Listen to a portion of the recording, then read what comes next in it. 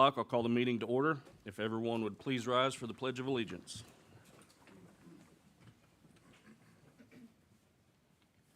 I pledge allegiance to the flag of the United States of America and to the republic for which it stands, one nation, under God, indivisible, with liberty and justice for all.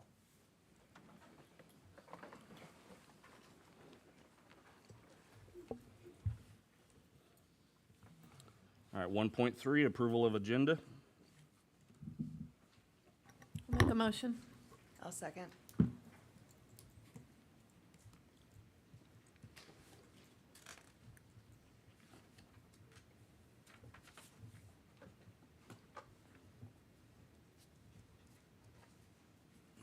I don't believe we have anybody signed up to speak for 4.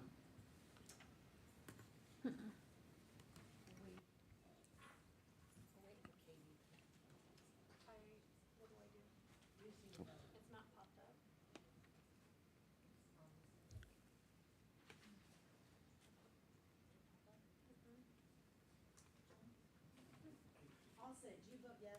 I vote yes. Well, let's get it figured out, though. So maybe if you put it. Okay, good. I don't know, it just says month. It's all right, we have the next vote. Yours didn't pop up.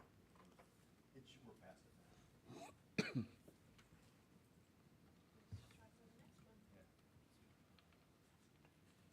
All right, We have no records. so nothing for 2, 3, and 4. 5.1, grants and donations. We have 3 donations this month.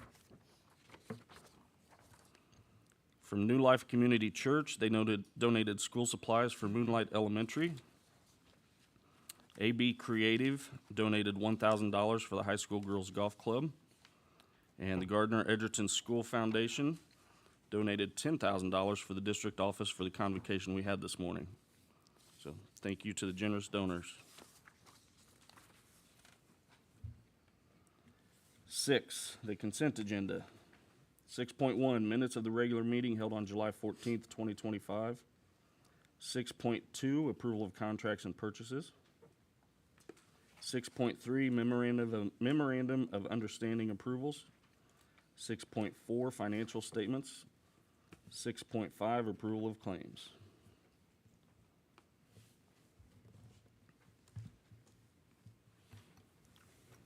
I'll make a motion to approve. Second.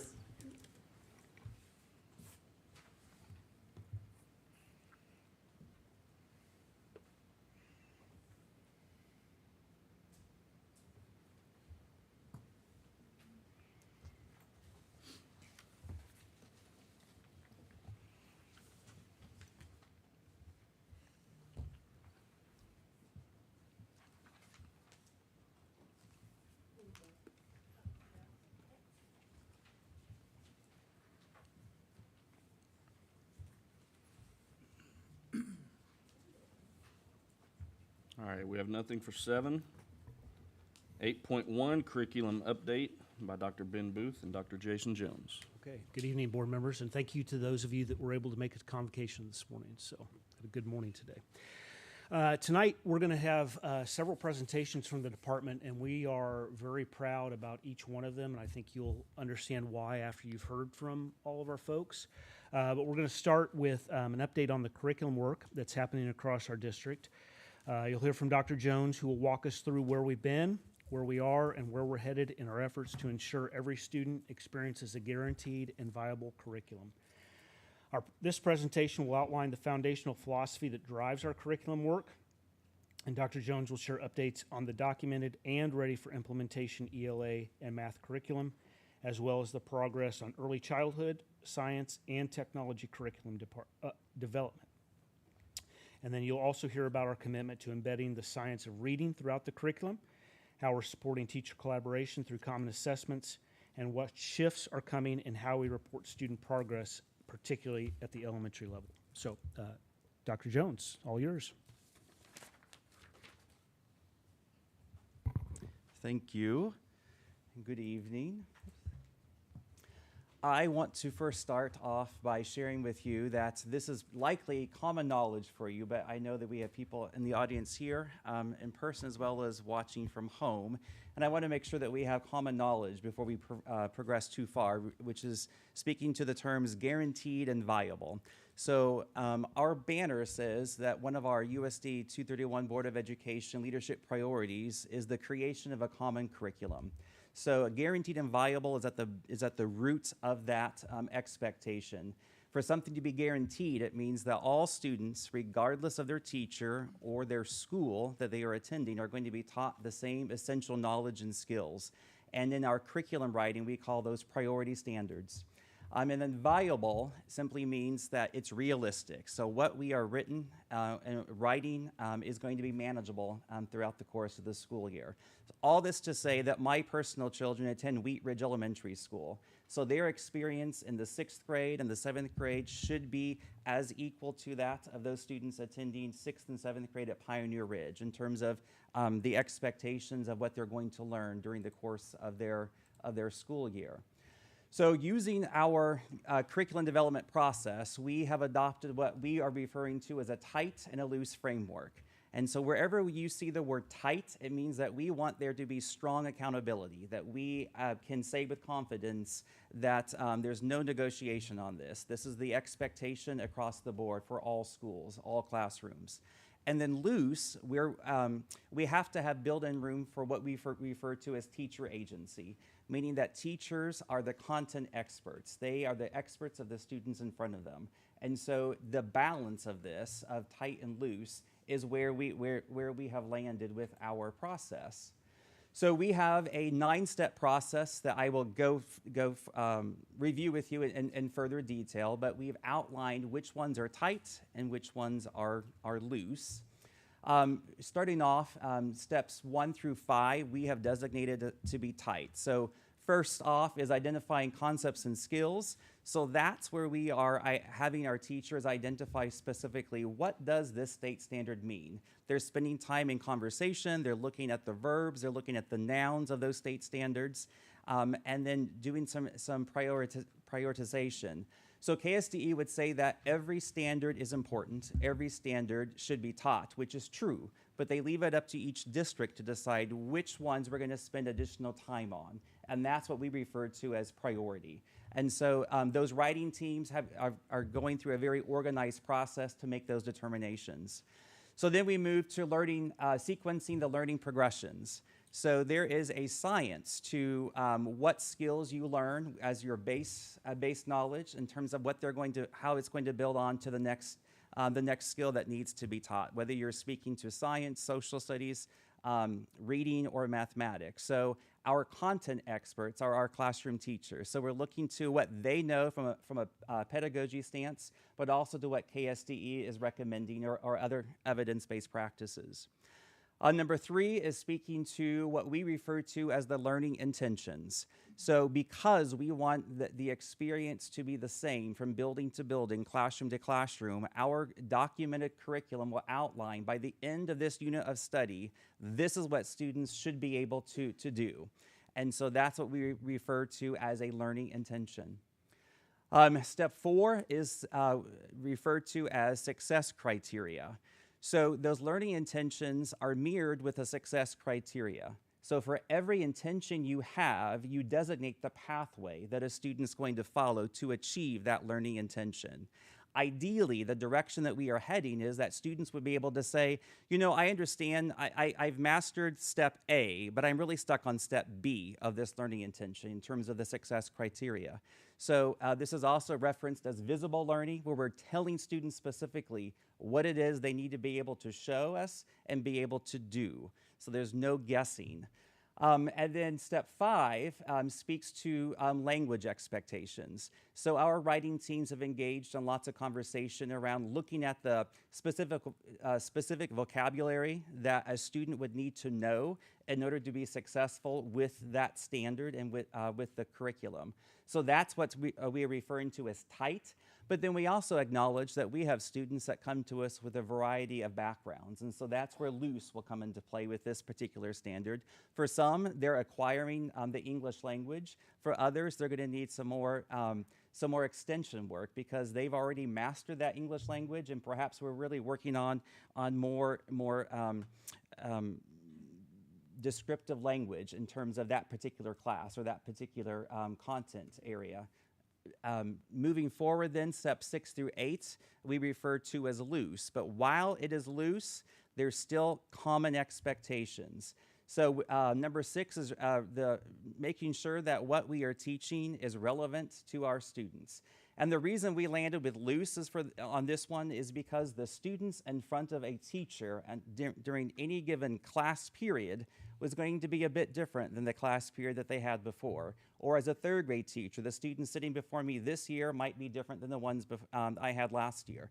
I can think of my own children in terms of phases that they go through. We're all into Nancy Drew at one point, and now it's the Babysitter Club. So again, it's all about making reference to what our students have, knowledge of, what they're interested in, so we can grab their attention and we can hook them. Number 7 is speaking to designing assessment opportunities. And I want to make sure I clarify and spend time on this because this is listed as loose, but there's a tight expectation. So soon I will be speaking to step 9, which we refer to, we'll be making reference to common formative assessments. But specifically within step 7, we are saying that as a teacher, you have to have the agency to know the students in front of you and to use the pedagogy and the skill set that you have to determine where students are. So at the elementary level, kindergarten, first grade, a lot of that's going to be observational based. There's going to be a task that students perform. So a teacher might have a checklist, and they're making notes of, is the child able to do this? Yes or no. It could be, moving into the older grades, it's an exit ticket. Maybe there's a question that's posed to the class, an equation. They're supposed to solve it, they submit it, and that gives feedback to that teacher immediately as to whether or not they've mastered it. That's the loose aspect. The tight aspect is common formative assessments because we want there to be an expectation moving forward into the new school year that we have with some level of confidence that our students have mastered this standard, have mastered the content. So I'll speak to that in just very soon. Number 8 is speaking to the learning experience. This is where the artistry of teaching will come into play. So no two teachers in our district are going to be the same. So what one teacher brings to the classroom in terms of artistry, I can think to a teacher at Sunflower, Betsy Beveridge. She's a very common name here. She is very, very creative. There's lots of energy that she brings to her classroom. Like me, she's one that would dress in costume on occasion as well. But that may not be the artistry that another classroom teacher has. It doesn't mean that someone else is not going to be as effective. It just means that the way in which they present and engage with students is going to be different. They have to be true to themselves as well. So that's why that is considered loose. Step 9 is that mastery of standards. And so we do rely upon state assessments. We look at our FastBridge data, but this is where the common formative assessments will live under tight. So if I am an Algebra 1 student at GEHS, it should not matter which teacher I have. I'm going to be presented throughout the course of the school year with the same assessments that my teammates or my colleagues would be administering to their students in their classroom. Because in our PLC structure, that's the common data points that we're bringing and having conversations around. Have our students mastered the content that we've expected them to master? Why are you getting the results that you are getting, and why am I getting the results that I am getting? So we're able to support one another on that professional learning journey as well. So we've had multiple writing teams across the district for the past 2 years in the area of ELA and mathematics. And so we have prepared for our implementation this year with our teachers, a curriculum guide. It's been pushed out to teachers so they can see it. It's been shared with you as well. But we do have two teacher writers with us today who wanted to speak very briefly to you. So Jennifer Moore and Sierra Hartshorn were members of the math kindergarten writing team, and they have wanted to share a couple comments with you. I guess they haven't made it here yet. Oh, one is here. So are you okay, Jennifer? Sharing? She's on her way. So within minutes? Okay, all right. Oh, they're coming. All right. So being able to share with you the experience of what it's like to be on to be a curriculum writer, because it is a very rigorous task, but it really requires teachers to dive deep into the standards and sometimes to push themselves, because we oftentimes fall into a rhythm of this is what I teach, this is what I'm comfortable with. And as you're looking at the standards, sometimes what we've realized is that we have to change the instruction. We have to perhaps increase that rigor of what we're asking our students to do in order to match the standard. Kindergarten is a prime example of that and what they have chosen to do this year with their math curriculum. All right. Do I have to stand in front of this? Sorry. You cannot see me. Sorry. I'm Jennifer Moore. Oh, thank you. Jennifer Moore. I'm a kindergarten teacher at Grand Star Elementary. I don't know. This was a lot of fun for me. I really enjoy this kind of stuff. I'm probably rare in that aspect, but so basically, what Sarah and I did, I want to specifically this summer, we talked. There's Sarah. Come on up here, ma'am. What we did this summer is we started with the feedback that we got from the other kindergarten teachers in the district and what they liked / did not like from the tests that we made up last school year. We basically used what Ready Gen had and then just, oh, sorry. I'm on math expressions. Sorry. I'm sorry. I'm really nervous. I talk to kindergartners all day. And I'm not used to adults, so I'm so sorry. Okay, so we took what the math expressions test was and then just looked at the standards and kind of revamped it for the last school year. And then the end of the school year, we talked to the rest of the kindergarten teachers, and they said that they were la ha hong, and that was not so fun for kindergarten. When I say long, I mean like they're 4 pages front and back, so it was a lot, especially. Too much time between the tests. Yeah, it was too much time between the tests. So we have 5 units, so split the year into 5 sections. It just was a long time. So what we got the understanding with from the other kindergarten teachers are they wanted the standards, instead of being all over the test, like here's, what standard do you think? Adding. Let's just say adding, one of those standards.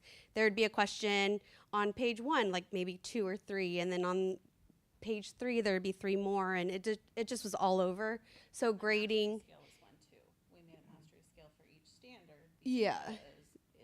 It just was overwhelming for last year. So what we did instead for this year was we took each standard. Well, actually, we noticed that the math expressions book had 4 big ideas through each unit. And so we thought, let's make just a 1-pager, just not front and back, just 1 page, and have it be whatever the biggest standards are per that big idea, and say we wanted to grade them on 3 to 5 different standards for that big idea. And then we made a mastery scale on it. So we kind of, for each standard, we made a mastery scale, and then we segmented it. If we had a visual, I think you guys would think they look beautiful. I mean, Rhonda, you agree? They look amazing. But so we just kind of made it a lot more user-friendly. And we made, for kids and teachers, and we made it so that they would be tested more frequently. So it's basically once a week testing.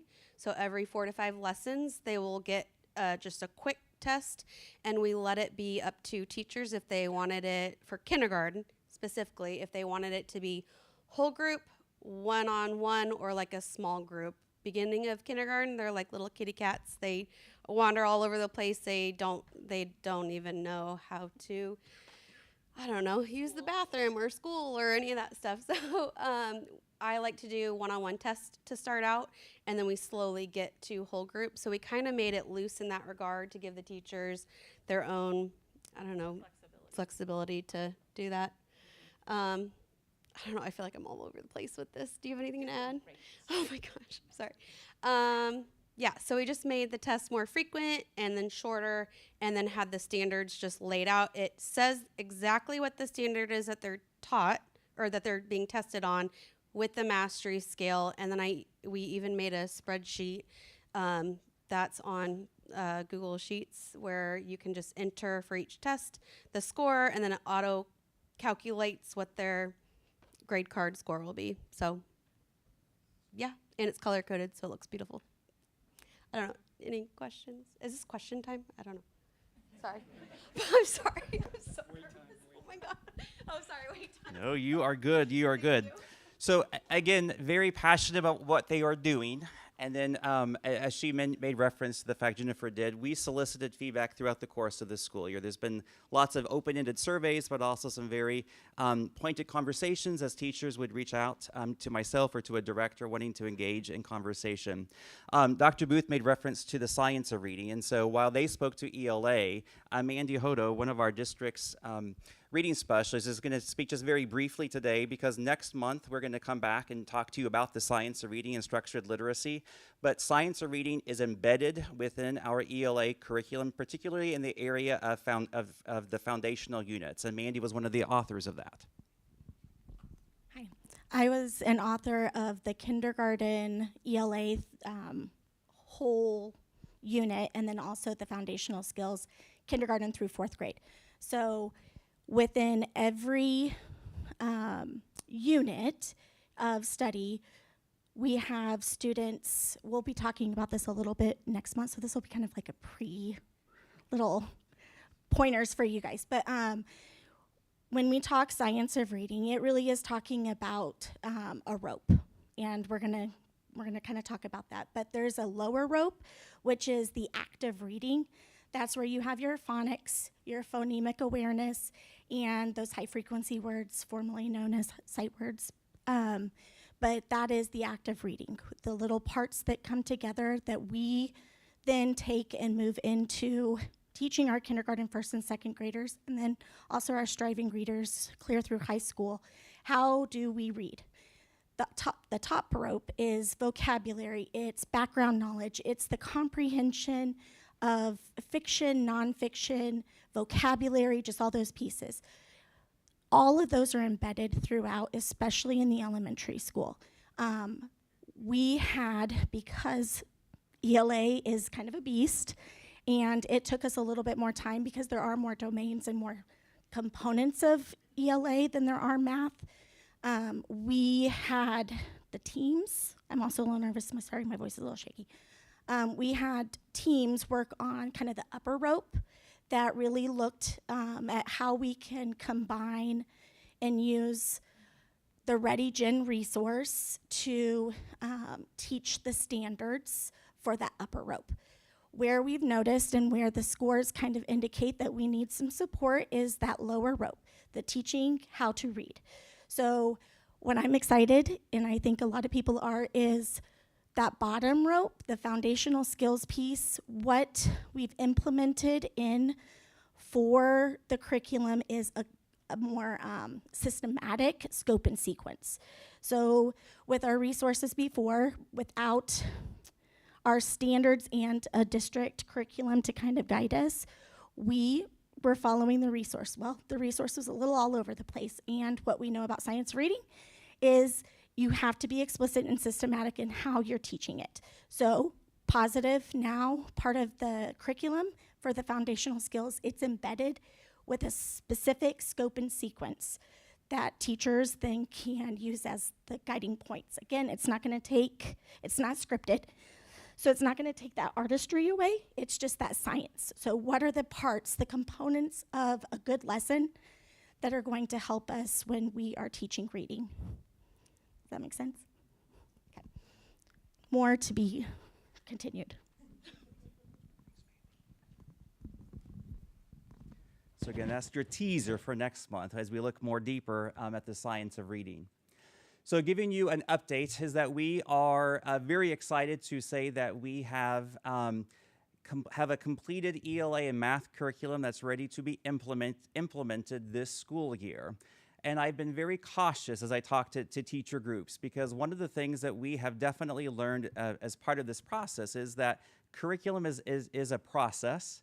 While there is a product at the end, that product is only as good as the data and the conversations and the teachers using it. You have to continuously engage in professional learning. You have to be willing to look at your data. How does your data stack up against someone else's? And be able to continue to make refinement. So that is part of an ongoing process. As each year we're soliciting feedback from teachers, looking at the data that we are gathering throughout the course of the year, and then every summer our plan is to make refinement efforts as well. It also used to be that state standards would live for a set amount of time. In the past, it used to be roughly 7 years. That's no longer the case. And so standards can change from year to year. And KSDE will notify districts in a variety of ways. But with the process that we have set up, knowing that we're going to continually refine, we're going to be able to meet any changes that come our way. So we're excited about that. The GVC link, the Guaranteed and Viable Curriculum link, is there for you to access as well. But if you were, wrong mouse, if you were to click on the link, this is what the public would see, but this is also what teachers are seeing specifically right now. You're able to dig in specifically.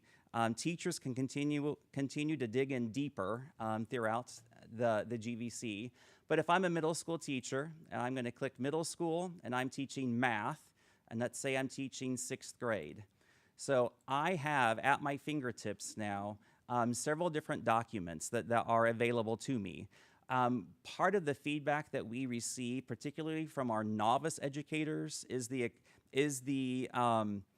I'm going to use the word relief, that it's not just up to them to look at state standards. Something is truly documented that they can refer to. And they've always had their colleagues that they can turn to for support, but now they have something readily available at their fingertips.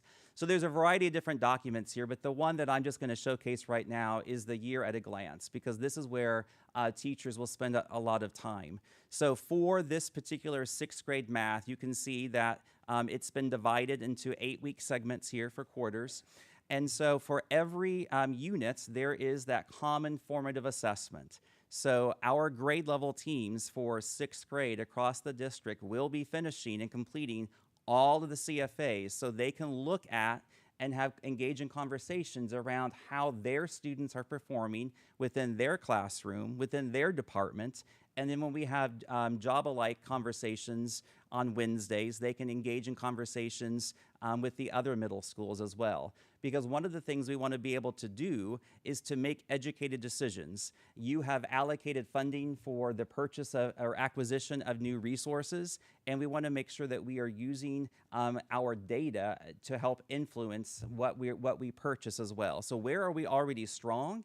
And where is it that we're going to need to spend more time looking at resources to see if a resource will match up to some of our identified weaknesses? But again, this is just a tool that teachers would have available to them to use throughout the course of the year. Giving you an update in terms of science, we have started with what we are referring to as a preliminary stage for secondary science, so grades 5 through 12. I reached out to multiple teachers at the middle school level and high school level late in the spring.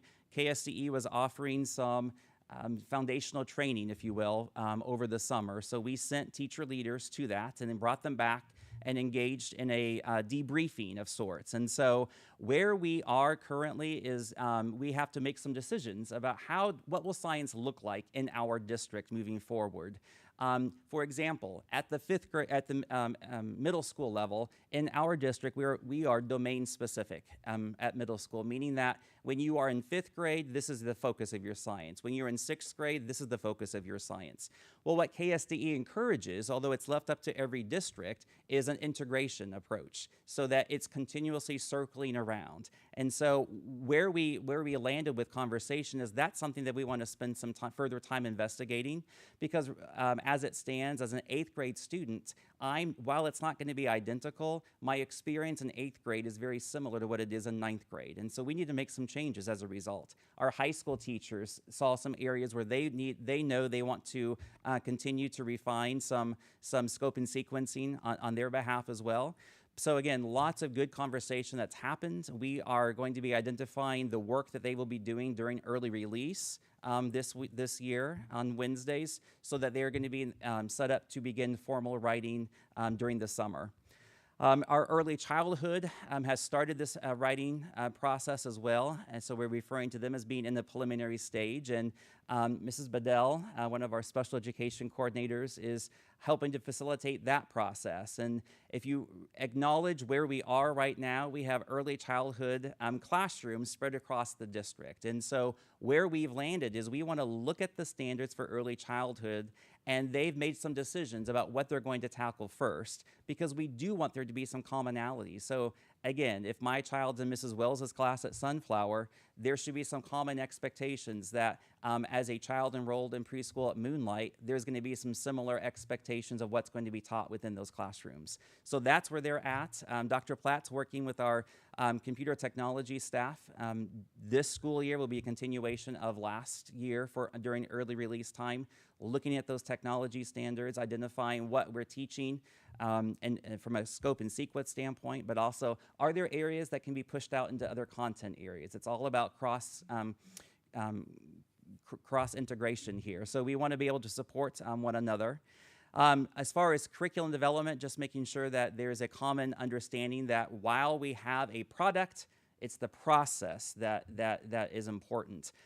Without divulging names to you, I invited teams to come in over the summer, and we called it Getting to Know Your Curriculum for ELA and Math. And so there was a teacher that spoke to me and shared with me that she always questioned why students didn't understand or didn't have knowledge of this particular skill set when they came to her. And as a result of this process, she realized the grade level before was not teaching that. They made the assumption it was taught by someone else, and she had made the assumption that the grade level before was teaching it. So this process really does empower our teachers to have voice, because they are creating that scope and sequence so that each person then knows specifically what they are being held accountable to teach. Again, our ELA and Math, we're going to bring them back together this summer to do some refinement, and we are always going to be making adjustments based upon the feedback that we receive from our teachers. So where we've landed for this school year, just to give you an update of what has been shared with teachers and will continue to be shared with teachers in the area of ELA and Math, is that we are asking that they become very familiar with that curriculum guide. We're asking them to make some adjustments. The word we're saying is align your instructional practices to the vocabulary that's been identified, to the priority standards that our curriculum guide identifies, and then use the common formative assessments that have been created. One of the challenges that we have, and that I have spoken honestly to our teachers, is that I'm very excited for the fact that you have chosen the creation of a common curriculum as a goal, and you're backing that up with the financial resources as well.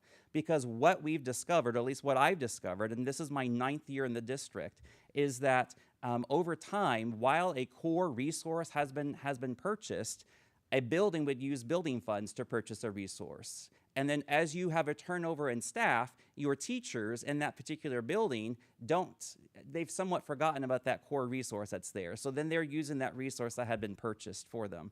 So this gives us an opportunity to realign ourselves to make sure that what we are using across the district has your approval, and that we've chosen it specifically because it aligns to our and will support the curriculum that our teachers have written. So that's establishing this mastery of standards for step 9. This slide is simply just meant for you to know that we are having accountability put in place with our teachers, that we are using common formative assessments that have been teacher created as well. there is and Dr. Huff spoke to this a bit this morning, but there's a concern that this data, how is this data going to be used? Is this going to be a reflection of me as an individual teacher? So to build trust, to build a level of confidence in our teachers, we are saying to them, this data for this school year is going to reside at the building level. You're going to use it within your PLC. Your building principal should have knowledge of it. It's not going to be reported directly to us in terms of educational services. But that is the intent moving forward, because we have to have a global picture, a global view of how our students are performing across the district. So again, the PLCs that you support through early release are going to be vital to this process. Lastly, just giving you an update, our teachers, particularly at the elementary level, last year said, if we're making changes to what we're teaching, how is this going to be reflected in what our parents and our families hear and see when it comes to report cards? And there's a lot of different beliefs out there in terms of how you should be reporting student progress, as well as what should be reported from a student progress standpoint. So where we've landed is that that's a conversation that we're saving for another time, because it involves lots of different stakeholders that we want to make sure their voices are heard. So for this year, there's going to be minimal change to what a family would see at the elementary level. We used our math and reading specialists and our building's interventionist to go through and identify in the report card that we currently have, where are those priority standards? Were all of those reflected in that report card? If they weren't, they were added. And then we removed some of the standards that were no longer considered priority in terms of our district's written curriculum. So it's going to be a very similar feel and very similar experience for our families and teachers, but it did receive a little, I'm going to call it a facelift. So Dr. Platt was able to work her magic and make things look more appealing from a visual stance there. From the secondary level, right now, there's no changes intended for how grades are reported, but where I've challenged classroom teachers is this. If you are a science teacher, and I'm just going to say biology, for example, an A in your classroom should mean the same thing that it means in another biology teacher's classroom, because we are teaching a common curriculum. While science is not there yet, that's the intent moving forward. But even though science, for example, is not part of the updated curriculum, they can still engage in conversation. Because I, as a parent, when I come to you, I don't want to know that my child has an A or has a B. I know that. I can see that in Power School. I want to know that you know my child. What are my child's strengths? What are those standards where he or she is struggling? And I want to know that my child has that grade, and it would stand up to any other class, to any other teacher's grade. So an A in teacher A's classroom should be comparable to that of teacher B. So I do know, for example, at our high school, our math department, they took that to heart, and they've engaged in some conversations and made some decisions under Mallory Arn's leadership of that department in terms of what they're going to do to make sure that they can stand with confidence that it doesn't matter who your teacher is, the grade that you've earned would be the same grade or should be similar to the same grade that you would earn in any teacher's classroom who teaches that particular content. So that's where we have landed to this point. Questions for me? Yeah, so first and foremost, I have a really bad headache, so if I come across kind of moody or whatever, I sincerely apologize. I really, really appreciate everything that you shared. I really liked everything, especially the collaborative nature that we're doing to get the curriculum. I also like the visible indicators. That's something that colleges are using, and it really helps you understand what the expectation from the teacher is from the get-go. You'd mentioned I know what my student has grade-wise, but you also kind of talked about how we can talk with the parents a little bit about that. Is there any way to get supplemental work that could help a struggling student? I can see my kid has a C. We're one of the other goals up there is parental engagement. I think that there's a lot of parents that just don't know education has changed a lot, especially in regards to math since we were kids. And there's things that we don't know how to help our kids with. But if we have some supplemental work that we could do at home and give them, then, you know, that way they're not just getting help at school. They're getting it, you know, everywhere. Just like a doctor's office. You don't take your kid to the doctor and they tell you what's wrong with them. And then, you know, you keep taking them back for treatments. They send you home with medicine. They send you home with information. I would just like to see something like that. You know, we've kind of talked about it with the reading. That's something I've been talking with Dr. F about. I would just like to see something like that, something that I can engage the teacher with, like, hey, help me, help you, help, you know, our mutual goal of helping my student. The other thing is, what are we going to do if the student shows that they haven't mastered the standards? Are we going to bring back a mandatory summer school where the students that aren't meeting expectations can get that extra help and extra guidance?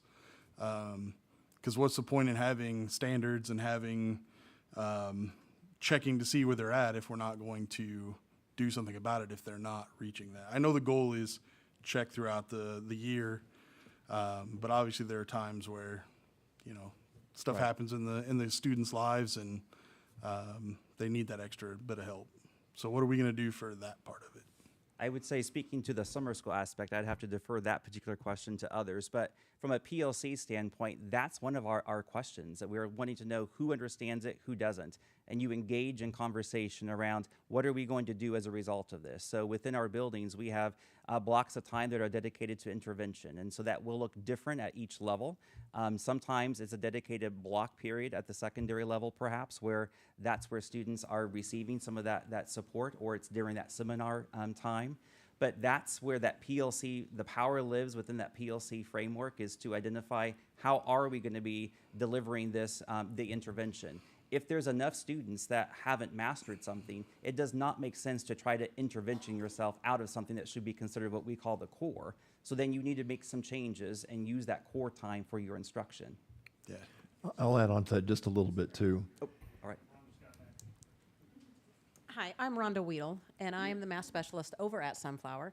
I actually work with Sierra, and I work with those kiddos who may not meet their standard and where they should be. So, for example, when they give out their little assessments, they will have it where they're at, if they've mastered it or not. And if they haven't mastered it, that's where Sierra and her counterpart in kindergarten will also get with me, and we have those conversations. How can we help this child? What can we do at school?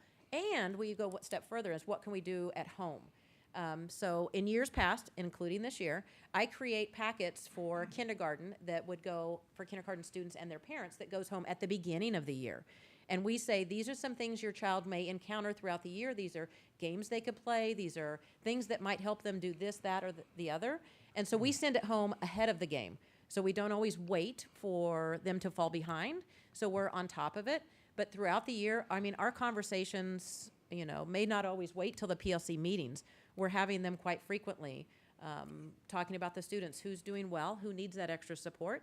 And then they're brought in either within my intervention group. We also, on early release Wednesdays, we've started something at Sunflower where we call it's Wednesdays one-on-one. So if, for example, there might be a student that's having some trouble or difficulty with an item, me and my math aide, we pull that student in and we work one-on-one with them just to get that interaction with what are they seeing, what are they doing, what might the misunderstanding be, and how can we help fix it. And then, of course, we're in conversation with the classroom teacher who, again, is in contact with the parents. So it's quite an elaborate work that we do. And like I said, I'm not sure how everyone does it at every building, but I know as a math specialist, we're all trying to support the teachers, the students, and then, of course, the parents and what they're doing at home. No, absolutely. So there's a coordinated effort that we really put into this. And we try to, like you said, we try to jump ahead of the game so we're not playing catch up. No, I really appreciate it. Not to steal Heather's thunder for later, but I think the numbers are going to show that on the math side of things, you guys are doing phenomenal. My question is more the rest of the subjects that we're seeing a decline in, or maybe a little bit of a bump, but not as high as we'd like to see. But I definitely appreciate that we're doing that for the math. Thank you. Definitely appreciate Thank you. that. And I'll address a little bit too. You mentioned some additional resources you might look into, and we are always open to conversations about additional resources you might look at. What we're talking about here is that multi-tiered system of support, and you heard from the math, the same sort of things happening on the reading side. Can we do more? Obviously, we can always do more. We would love to do more, and there's always a conversation about that. Doing some more in summer school, heck yeah, and we'd be open to the option and that discussion. There is some philosophical issues behind that, as far as requirements and parental participation and all that sort of thing. And I can give you at some point in time a history, because my history is a lot deeper in summer school support than what we have here, just because I come from a state who paid for it. Kansas doesn't. So there's good and there's bad. We could certainly have a conversation around that, because that starts to get into more of a policy discussion, which obviously can be part of this as well. Thank you.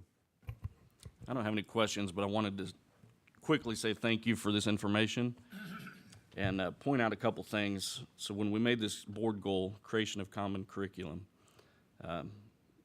why did we make it? So when I heard Ms. Hodo say at that beginning reading level, they were kind of all over the place, and now they're going to have a focal point. That's part of the why. And then the teacher, you said that if they come from sixth grade, they made the assumption that they already learned that, and it just fell through the cracks. So staying on this, we're going to stay on track. Nothing's going to fall through the cracks, and we're going to get where we want to be as the best district in the state. And then I want to throw out a huge thank you to all of our staff who volunteered the time to work on this curriculum and give up their free time to put it in place. So thank you.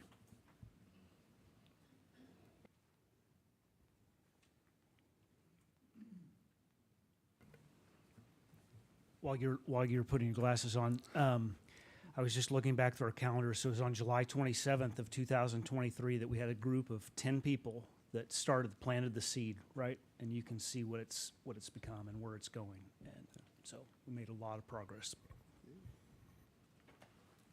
All right, 8.2, Student Academic Update by Dr. Booth, Christy Witter, and Heather Peak.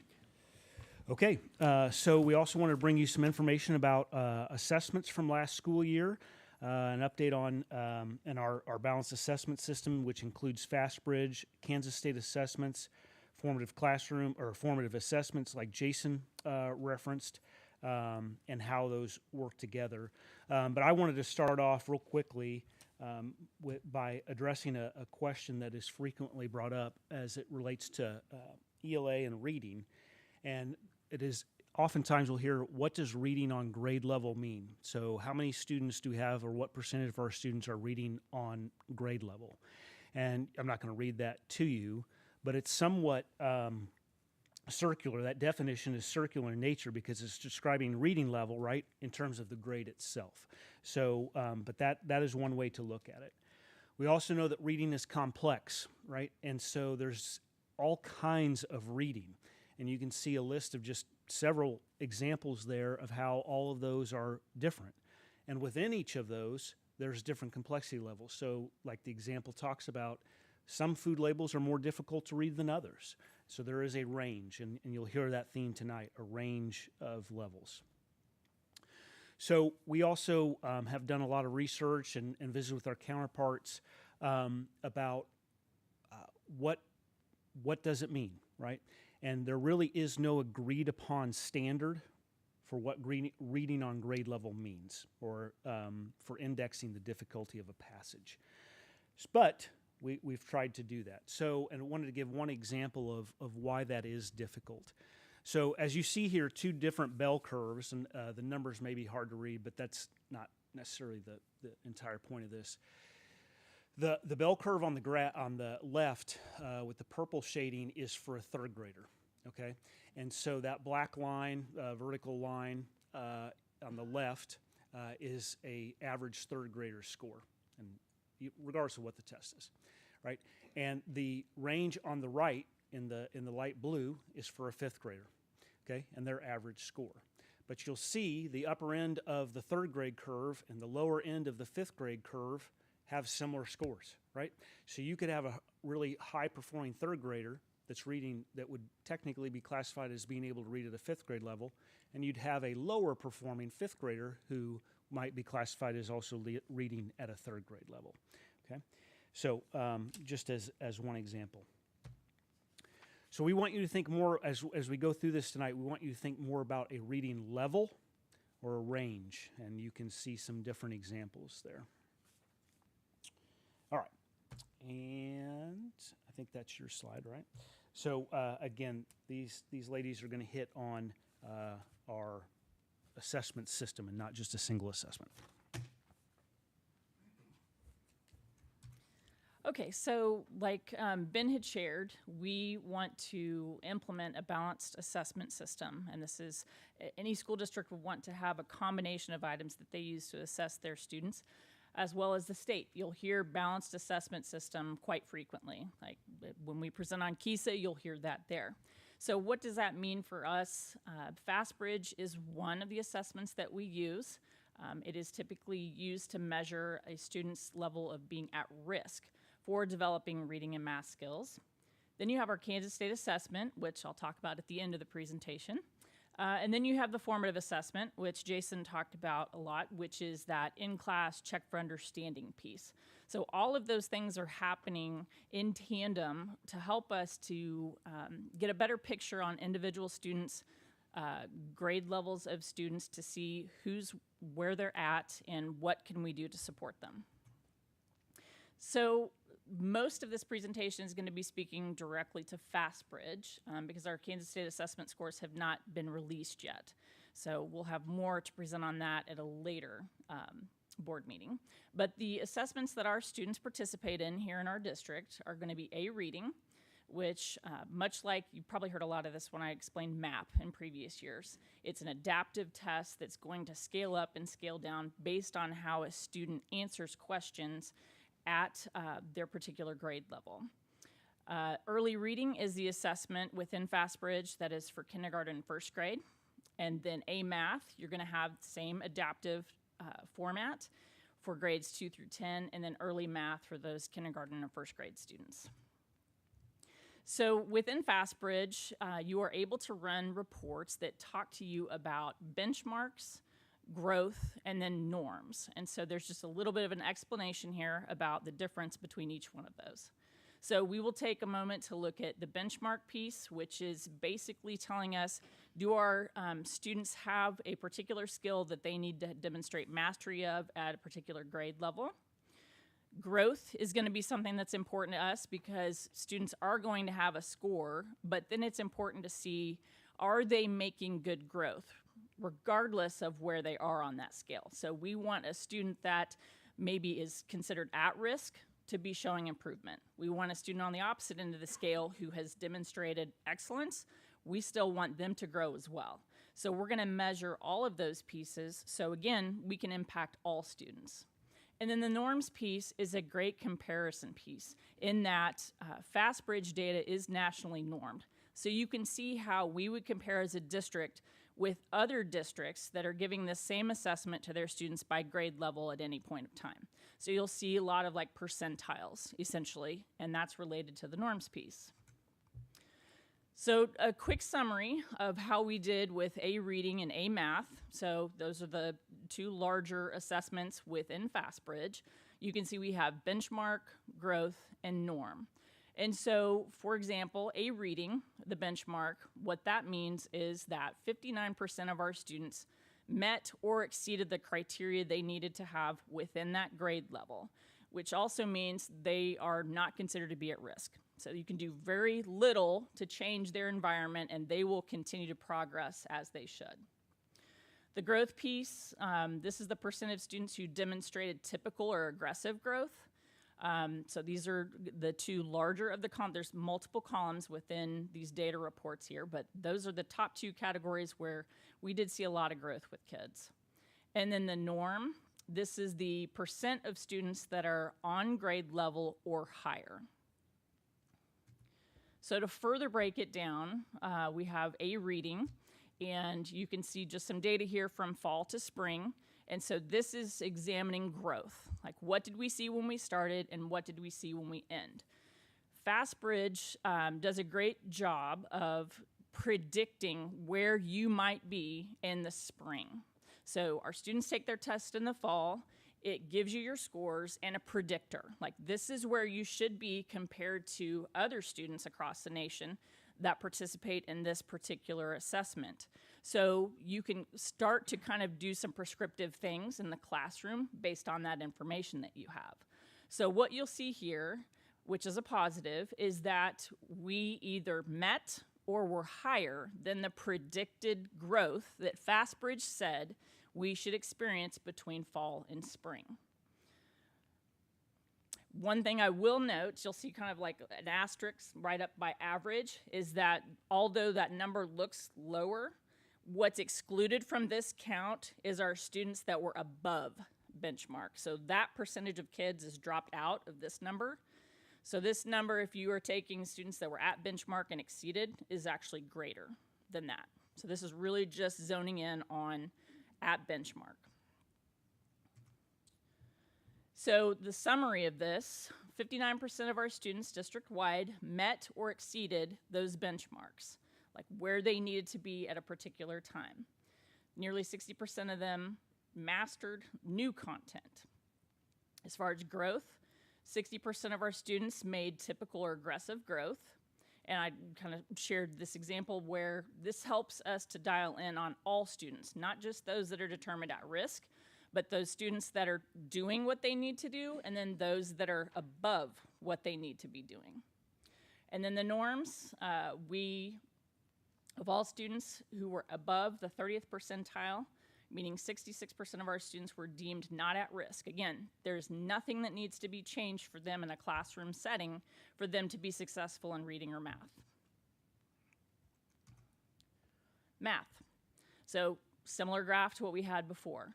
We were either the same as far as the prediction made, or we were higher than what the assessment said we would be, which are all great things. And again, this excludes that students that were well above the benchmark. So we would add numbers to that scale if we include that portion. So 61% of students district-wide met or exceeded those benchmarks. We demonstrated growth. And then again, we had students, 70% of those students are where they're supposed to be or better. So taking all of that data in consideration, we have met with principals, principal teams, and what we have done as an Ed Services team is work with our principals to determine goals for this year. We kind of had a baseline with our FastBridge data last year, kind of see where we are, and then now we've set goals for where we want to be at the end of this year.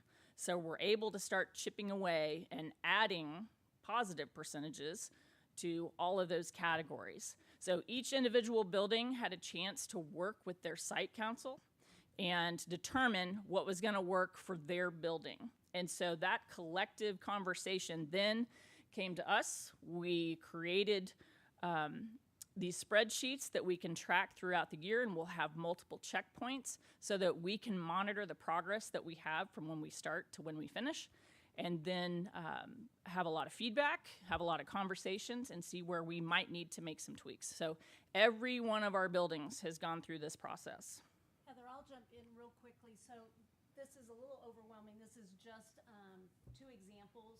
But what we were looking at and what the goal is set upon is our students making typical or aggressive growth. So this success criteria specifically deals with cohort groups, where they were in the spring, and if they're making, we want to see the percent of students making typical or aggressive growth increase. So that's where this specific goal comes from. So instead of like in years past, you may have seen where we just looked specifically like at 3rd grade, how they're doing from year to year. This we feel is even that much better to analyze because we're looking at that cohort group. So that we're looking at them when they're in 3rd grade, then we're going to see how they did in 4th grade. Then we're going to see how they did in 5th grade so that we can be prescriptive and again, look at interventions like changing instruction, all those types of things so that we can see an increase in those numbers. And if you remember, FastBridge was new this past school year, so we don't have historical data at this point. This is our benchmark, and we'll be growing and be able to show you historically how our students are doing moving forward. So that brings me to the Kansas State assessments, and you guys have heard, I'm sure, a lot of this information before, but the Kansas State Board is going to vote on the cut scores that were being developed. We anticipate somewhere in September that they're going to release those along with our score reports. And again, state assessments, completely different type of measure than our FastBridge stuff. So as soon as we have those released, we'll get those distributed to buildings. And I would anticipate another presentation for you all so you can see where we were, where we are. Just so that you're aware, for the assessment this year, they have what they call technology enhanced items. Lots of kind of click and drag and fun things that kids get to see while taking the test. ELA tests will be passage-based, and then that allows for KSDE to really take a look at the vertical alignment between their grades, kind of like what Jason was talking about with the math example. We thought this group was teaching it, we thought this group was, so this allows folks to be able to dive into the data more specifically and see where there may need to be tweaks. And then we'll have new performance level descriptors from the state that we can take a look at in order to analyze our data. So whole new test that they'll be seeing this school year. And so we're excited to see, based off of our work that we've done previously with the interim assessments and the mini tests, we feel like we're gonna be in a really good position to see some improvement on those scores. Questions? No, Heather, I'll follow up. And I had asked this earlier, but I do wonder, as we get more results of these, when we'll be able to find some comparable data, not only internally comparable, but also regionally and more so our peer districts that are within close region to us. Because when we compare these to nationwide things, there's so many different aspects of that that make some of the comparisons a little bit irrelevant. But if we can make that a little bit closer, and I don't know at what point we might be able to see some of that out of what we get out of FastBridge compared to what we get from the state assessments. It's a great question, and what I will tell, I'll put my old assessment coordinator hat on. I can tell you that districts guard this data like with their life. You are very lucky if you get to put eyes on someone else's FastBridge or map data. So not to say that it can't happen. I was not successful in ever getting anyone to share that information when I had that role previously. It's the state assessment that people will share and like to kick out there, but folks are really protective about those other internal assessments that they use. Well, I'd say what we can do too, and I agree with Heather entirely. My whole career, that's how it's been. Districts are very reluctant. But we do have meetings with the rest of the curriculum directors, and we can certainly bring that up. I just would anticipate the answer being no. I meant to ask during when you guys shared this, but I noticed that Pioneer and Trail were on there, but I didn't see Wheat Ridge. Is there a We way just to? screenshot. We just took one little slide because it's a massive That's right. document. I was like, this will be much friendlier on the eyes. No, I appreciate that. I just am also curious about that one, so I didn't know Yeah. if that's something you could share. And then the state assessments, I know that they've not approved them. The state board hasn't approved them yet. But my understanding is they've been released. They're just not official yet. Are they looking okay-ish, just unofficially? We haven't You just seen, haven't seen them at all? I search as often as I can. I've not seen anything populated yet, at least with my view.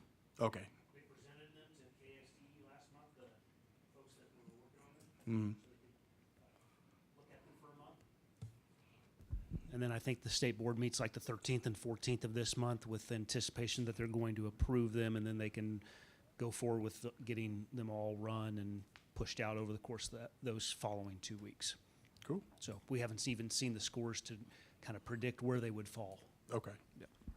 But along those lines, one of the goals that we have, FastBridge is new, and then obviously with the shifting of the state test, we do want to see what kind of predictive value is here. And so we will run some correlations and determine how much of a predictive value is there. And I would anticipate there not being a terribly strong predictive value because you're talking about the difference between norm referenced and criterion referenced, which are two different kinds of tests, but it should give us an idea. And so it's at least worth exploring.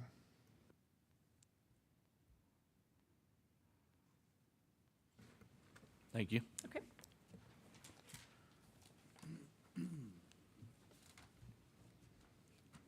8.3, student behavior update. Dr. Booth and Dr. Pollitt.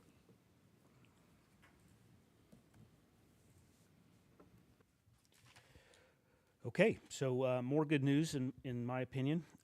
So as you know and have supported us over the course of the past 2 years, we've taken some very deliberate steps to strengthen our approach as it relates to supporting student behavior. So second step, BIST, those SABRs, as we've talked about. So, and as you're going to see here shortly, Dan is going to share with you the impact that is having, specifically measurable decreases in suspension, and we're seeing that both behaviorally and academically. So, Dan, thanks for being here.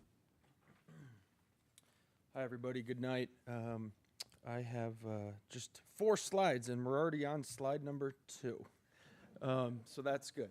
So I want to spend a moment just recognizing where we are in this journey. A lot of times we can talk about school change or positive impacts or how do we start and get the ball rolling. And I want you to recognize just for a moment as board members that the ball is rolling. We have started this, and we're in the middle of making really good positive change. And there's a lot of contributing factors that almost every educator in the building, 11 buildings, have contributed towards. And I want to highlight a few of those. First, our data output is only as good as our data input. And nobody becomes a classroom teacher, nobody becomes a principal to spend all day on Power School, entering discipline. But that's one of the first things that I was tasked with when I took on the role as the coordinator of social emotional learning.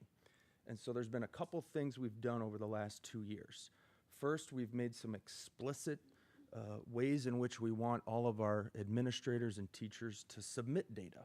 Because if it's wonky or if it's not accurate, I can't stand here before you and feel trustworthy that this data is valid and reliable and has integrity. So in Power School, we've done some of those things. We have clarity around how to enter and procedures for doing that now.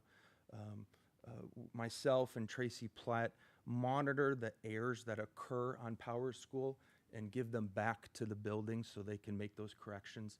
And that when I say errors, I don't mean they did something bad, but sometimes there's a lot of boxes to check. There's a lot of forms to fill out if you have a student behavior or somebody that has made a bad choice. So Power School is one of them. And then there's 3 or 4 of these things that I think I would call proactive that we've done. First off, you renewed as a school board second step. And so at all buildings K through 8 and in our BSA program at the high school, we have district-wide implementation of second step. Every single quarter, I send all of our administrators a fidelity checklist that allows them to see if our teachers are teaching those lessons, and if not, then it's a follow-up conversation with that classroom teacher or some kudos to some teachers that have done a good job of teaching that. But second step is our Tier 1 core universal curriculum for social emotional learning. It's the most popular SEL program in the state of Kansas. Another thing we've done is we've implemented SABRs and had universal behavior screening. And universal behavior screening, I think, is really important because it helps us identify kids that may need extra help, okay? That's something that our teachers will be doing starting September 17th this year. Finally, or not finally, but we've also worked on BIST. So Dr. Huff comes from a district where they successfully implemented BIST district-wide, and we have done the same at all 10 of our K through 8 buildings. We had 140 teachers come as the week right after summer break started. 140 teachers came down to the hotel down the street, and we had a 3-day training on BIST. And this is common language, common practices, and making sure that all adults in a building are on the same page to proactively address student misbehavior. Finally, the cell phone policy that you adopted last year has made a significant positive difference. I'm presenting at the high school tomorrow, and I will tell them how great of a job they've done with the cell phone policy. So we're almost done with my presentation. Here is slide 3. And the first thing I'm going to do is kind of overview for it and then try to give you some clarity around it. I've only pulled the data from the last 2 years, and you may say, Dan, why didn't you pull it beyond that? Well, honestly, because of some of those things that I talked about. I want to make sure it's good data going in, clean data coming out, and I can stand before you to inform you of good data so you can make informed decisions. And before I was here, I haven't gone back that far. So yes, it's only 2 data points, 2 years, but you can see the first row is just the number of students we had throughout that school year. Even if they were in the district for 1 day, they would be counted on here. So yeah, that number is going to be higher than probably like the 58 or 5,900 enrollment we currently have. ISS is the number of individual in-school suspensions that we had over those 2 school years. OSS is the number of out-of-school suspensions we've had during those 2 years. And then some of them may be for students who do have or do not have an identified disability, receive services under IEDEA, and have an IEP. And those are the total numbers. So if I was to summarize this for you, we've had a significant decrease in overall suspensions, an 18% decrease in in-school suspensions, and a 5% decrease in out-of-school suspensions. And I think that's awesome. I think that's absolutely wonderful. When you make a choice to improve something in your life, it doesn't get better overnight. It takes a lot of time and a lot of effort and a lot of hard work. And I think this is something that I can stand before you and be really proud of, because our teachers, our educators, and our administrators have done such a bang-up job of helping to decrease student behaviors. And quite frankly, qualitatively, if I talk to people in buildings, I feel like they tell me that there were fewer behaviors this year than there were 2 years ago. And this validates that for me. So that's all I have for you. I would love to hear any questions or comments or concerns that you have. I have one question. Obviously, this time last year, one of the biggest conversation we had was on the cell phone policy.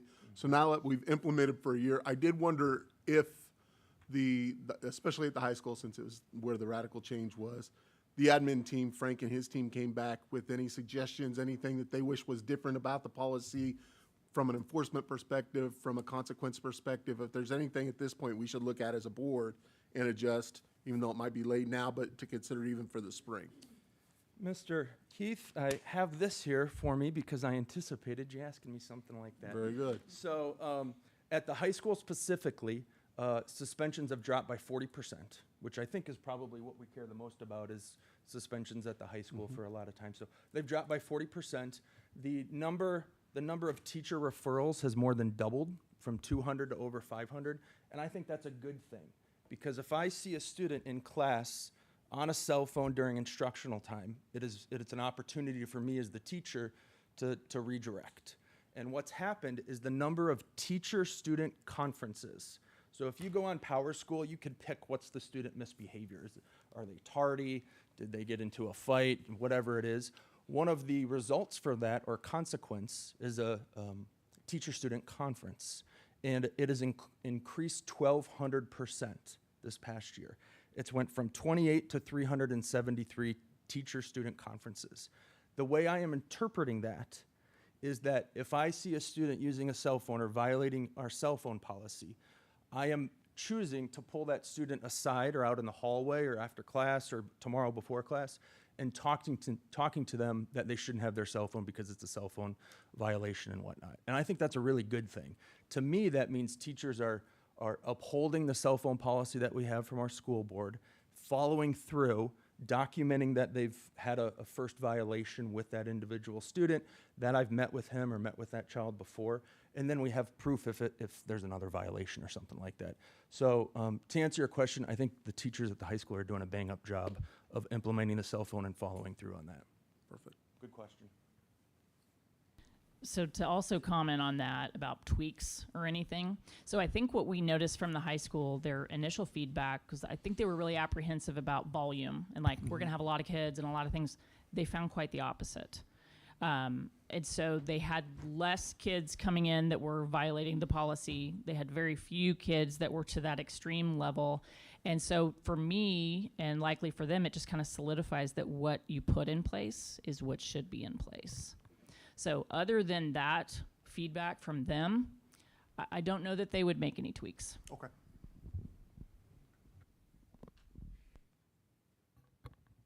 Good question, Heath. Anybody else?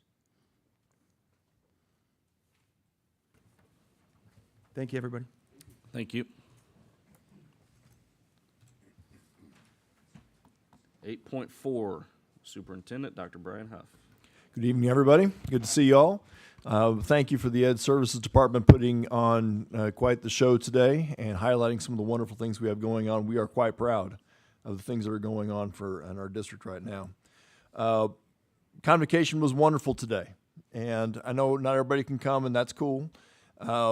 We have lives, we have jobs, we have things going on, and I do appreciate the board members that were able to come today. I appreciate the community members that were able to come today. Some of them are here today. And it is a great celebration. The way I talked to our staff about it today, it's about getting the family together. And unity is a very important emphasis for me, and it has been since I've been here. But unity is very important to me.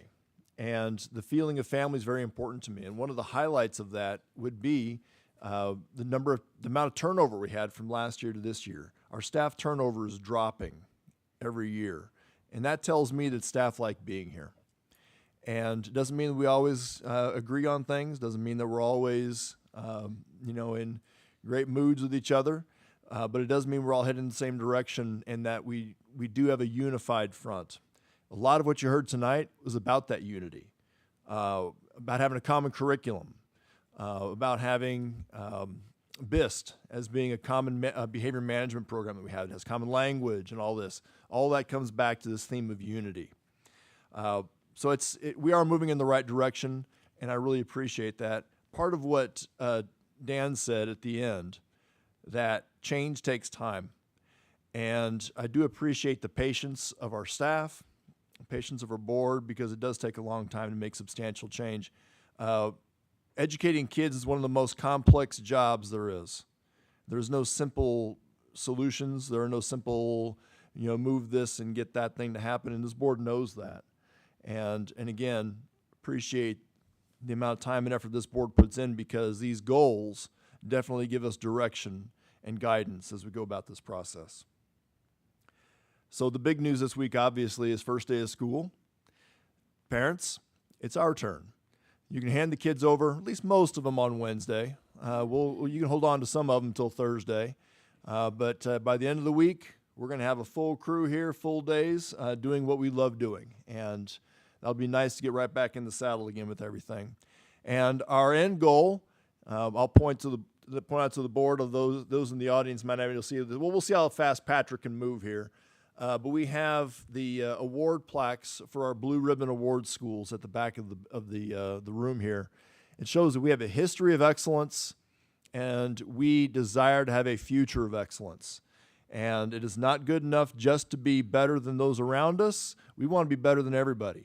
Our goals are lofty, and we want to be challenged to move that direction with our goals. And I appreciate, and I will tell you firsthand, that our board loves to push us in that, as we should be. And we're going to turn around and push others as well, because we want excellence. So, thank you for coming tonight. Thank you for those who are participating online. Back to you, Mr. President.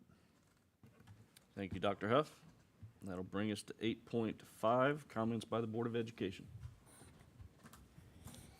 I just want to offer a couple quick notes of thanks, and I'm sure someone else will mention that might have been able to attend today, but the support of the foundation and for what they did for convocation. But beyond that, I wanted to, not only the work that Tim and his team have done, but the folks that support the foundation through their donations to allow all that to happen. I think just last week we posted the Gardner Rotary Club, especially. I think it was a $15,000 donation to the foundation. So a special note of thanks to all the folks that are part of that membership that put that together. That's a huge amount of support that allows the foundation, the new teacher orientation where they provide some rewards that day, the administrative incentive breakfast. I think they were part of that as well. So I don't want that to go unnoticed as we start the school year, and then just obviously send my very best to all the students and faculty and families as they get started on an exciting year. And for the class of 2026, I hope they soak it all in, and the parents understand that it's a year that will fly by in an instant, but to soak every moment, because it's more special than you can even believe.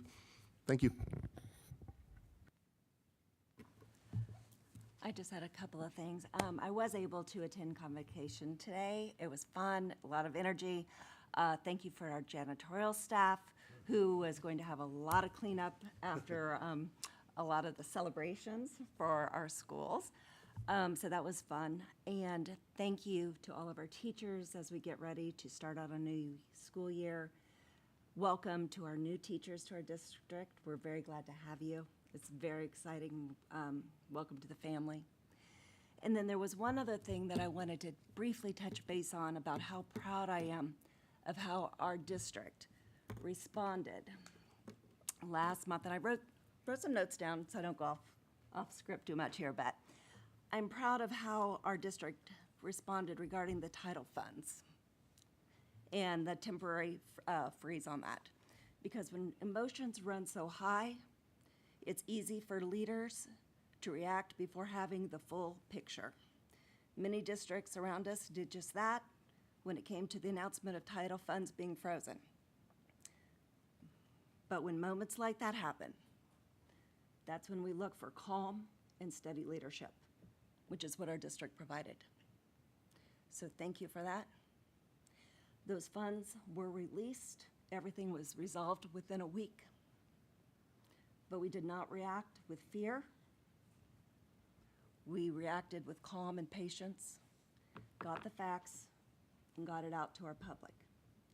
So thank you for your calm and steady leadership.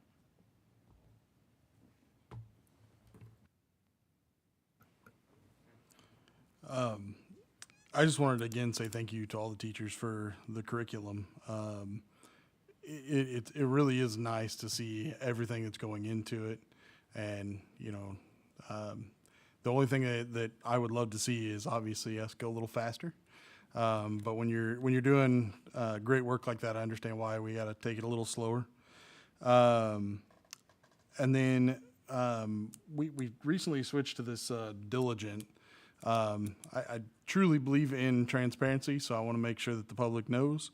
We are having some issues with the links, specifically to like our committee pages and stuff like that.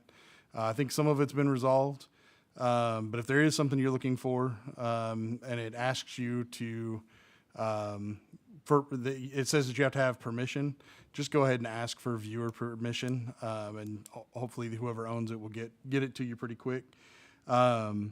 And then if there's one that you're really struggling with, who would we want them to reach out to? I didn't want to throw Deb under the bus, so I was hoping they'd say somebody else. But yes, please let Deb know if you're still, after a day or two, you still haven't gotten access to it. For whatever reason, between the Google and the Diligent, even I've had a lot of trouble trying to get in. So just wanted to say that, and then to kind of piggyback off of Dr. Huff, I just want to challenge our leadership team to. It sounds corny, I know, because we're the trailblazers, but I genuinely have believed this for years, and it's that we need to blaze new trails. I mean, the cell phone policy is a prime example of that. We led the initiative on that. That was something that you guys came up with. That's something that the board kind of worked together, and we all came together for something brand new that other districts weren't doing, and then they copied it because we blazed the trail. We showed them how to do it. I want us to do that more and more. I know that there's, obviously we want to make sure we're within guidelines. We want to make sure that we want to be smart about it. Like when we did with the Chromebooks, we went to numerous different places that had gone to one-to-one. We found out what they did that they would do differently. I understand all of that, but at the end of the day, this is Gardner, Edgerton, and we are definitely unique people. And I just want to see us do. I want to see us do some really creative, amazing things, and not worry about other districts aren't doing it. I really want to see what we can do as a district. So that's just all I would ask. Just a quick welcome back to all of our staff and teachers. I was able to attend convocation, and it was a great time again. Watching the skits, I really enjoy those. You guys need to work on it some. But yeah, they're great skits. They're fun. They get the teachers motivated. And I see Josh Kindler's here. I'm sorry you didn't win, but Gardner Elementary really knocked that one out of the park. So welcome back, everybody.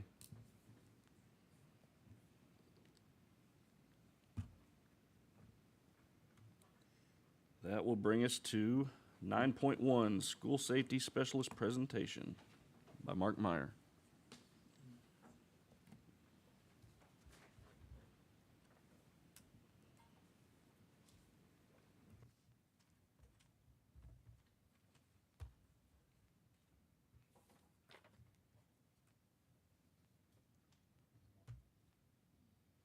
Is it already up here? Oh. It's been a while since I presented, so I'm not used to having it all at my fingertips. Good evening again. I have the next 3 items on the agenda, 9.1, 9.2, and 9.3.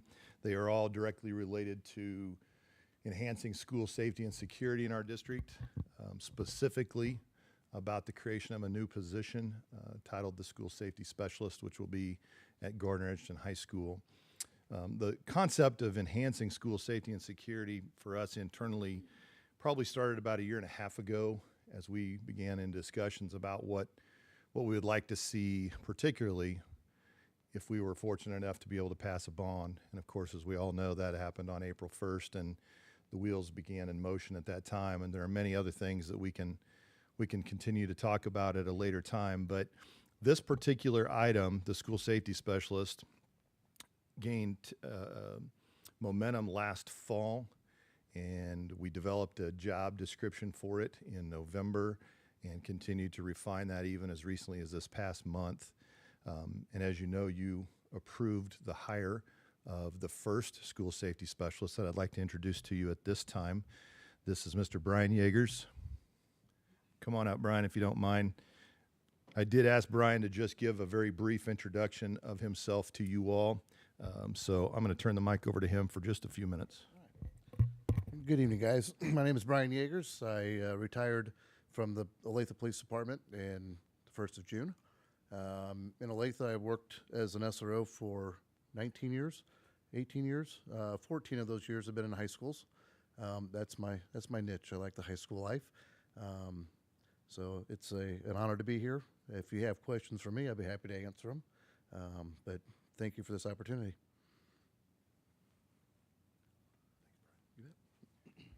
Thank you, Brian. You can go ahead now. The first item on the agenda is the job description. I know you all have a copy of this in your packet or on Diligent, I believe it's called. Are there any questions that you have for me before you entertain the motion?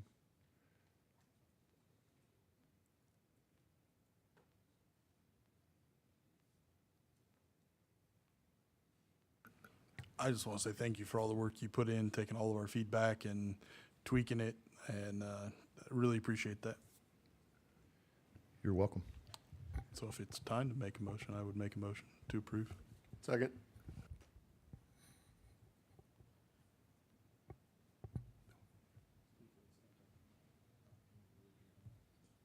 I keep waiting for Tom to say all in favor, and I forget to look at the screen.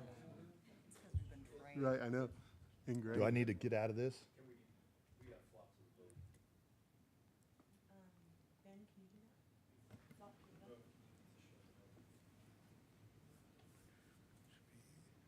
There it is. Okay. All right, I'm going to have to do All that right, a couple Greg times. raised his looks hand. like. Okay. All right, that'll bring us to 9.2. All right, School Safety Specialist. Yep, sorry, Tom. 9.2 is specifically an addendum or an amendment to an existing memorandum of understanding with the City of Gardner and the Gardner Police Department. You all should also have a copy of that. This was a development that came out of a meeting that we had just a little over a week and a half ago, a joint meeting between the school district and the Gardner Police Department. And so they've added some items in here directly about the specialist employment, indicating that they are indeed a school district employee. However, they're also indicating their interest and commitment to providing training and the necessary qualifications annually and beyond for this position. So if there aren't any questions there, once again, I would entertain the motion for the vote. I would like to offer just quick thanks to Chief Waldeck and City Administrator Pruding. This is a pretty key partnership, I think, to this position. So know that they're going to be in support where we don't have the resources to do that. I think that's a great win, and also perfect example of how our two entities should be partnering up and taking advantage of these when they come around. So thank you for organizing that, but also specifically thanks to those folks that are part of the city for coming to the table and offering to help in such an eager fashion and cooperative way to do that. And with that, are there any other questions? I was gonna say what you did, just not as eloquently. I doubt that. I'd like to make a motion that we approve the school safety specialist memorandum of understanding. I'll second.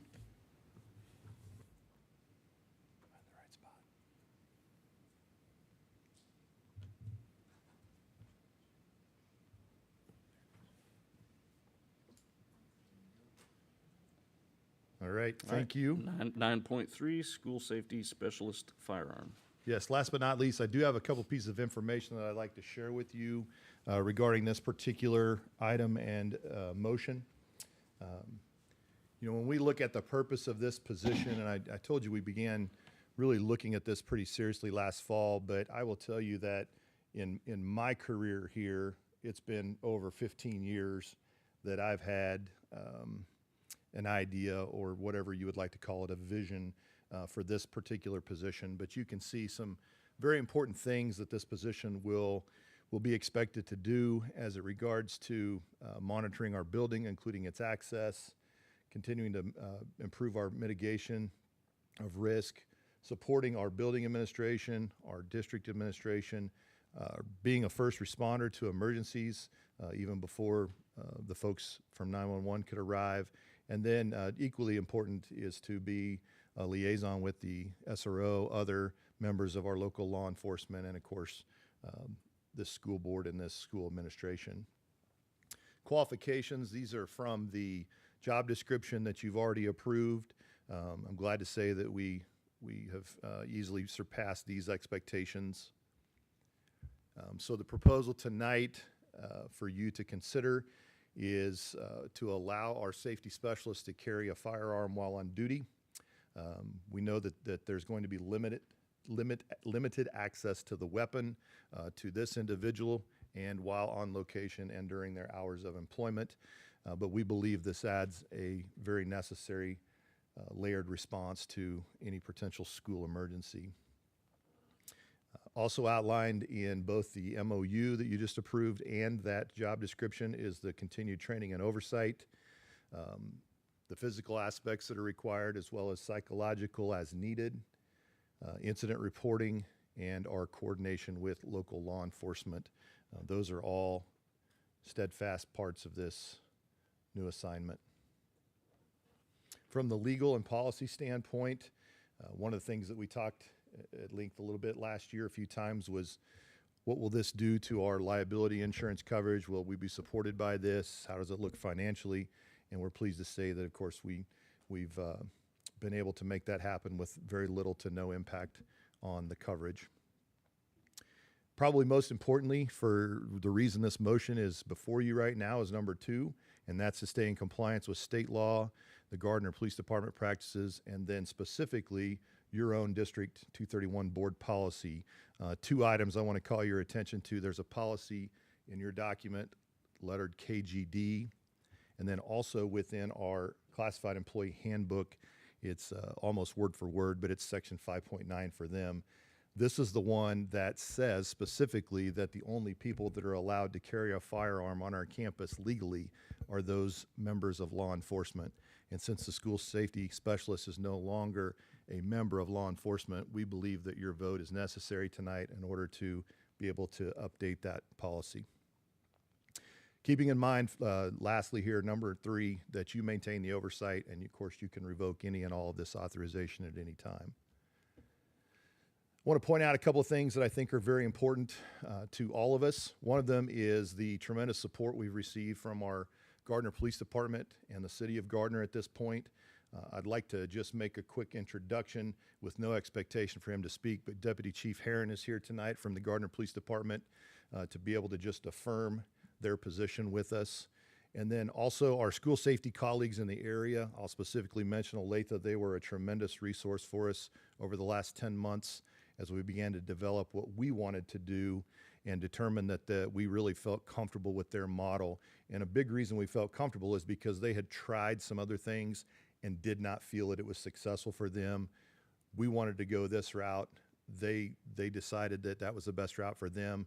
We think it's the route we should be going, and so we're proud to be doing that. And lastly, the motion before you is to authorize the school safety specialist to carry a district-approved firearm while on duty in accordance with all training, legal, and procedural requirements. And I will leave it to you at this time for that motion. Quick question. What is your definition of district-approved firearm?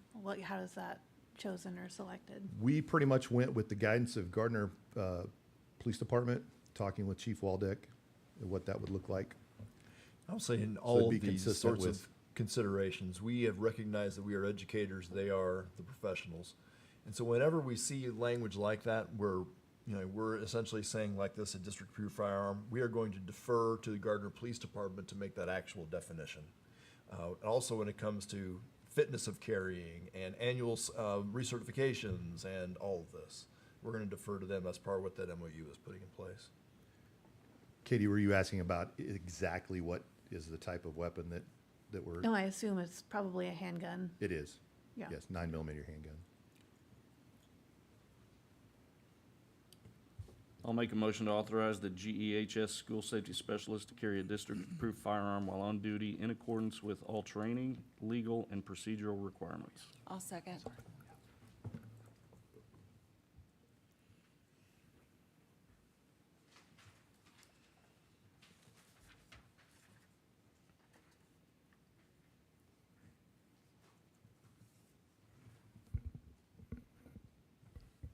Thank you. Thank you, Mark. And before I move on, I'm going to go a little off script here with this position. Thanks to Mark for all the work he's done, and all of you for the work you've done on this. Mark DeWitt for some other work. Over the last few years, we want our schools to be the safest, and we've done quite a few things. We started our staff on the training through Strategos. We've recently put new locking mechanisms on all doors. We've got new cameras coming. The safety specialist. We've opened our schools up to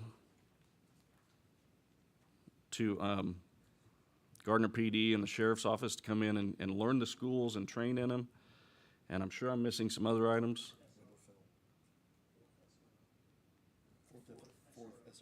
Fourth SRO. And the badges. The window film. Badges.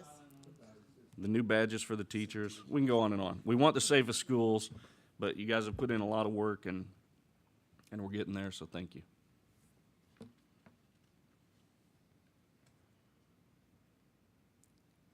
(10.1) Publication of the 2025-2026 Budget Notice Hearing and Revenue Neutral Rate Notice Hearing by Amy Drogemeyer. Good evening. Happy new fiscal year. It's definitely that time for those of us in the business office starting a new fiscal year. As we've done in the last umpteen years, it is time for us to share with our public what our intentions are for the mill levy for the 25-26 school year. I will say as well that this is not done just by myself or by administrative team here at the district office. This is taking into account obviously feedback from all of you, but also from the building needs assessments that are done in the spring by all of our building staff to let us know where should we be spending the money. So that's what drives this. When you look at the budget, one thing I will mention, and I'll mention it again, is we are only setting the legal maximum. This isn't necessarily what we intend to spend this year.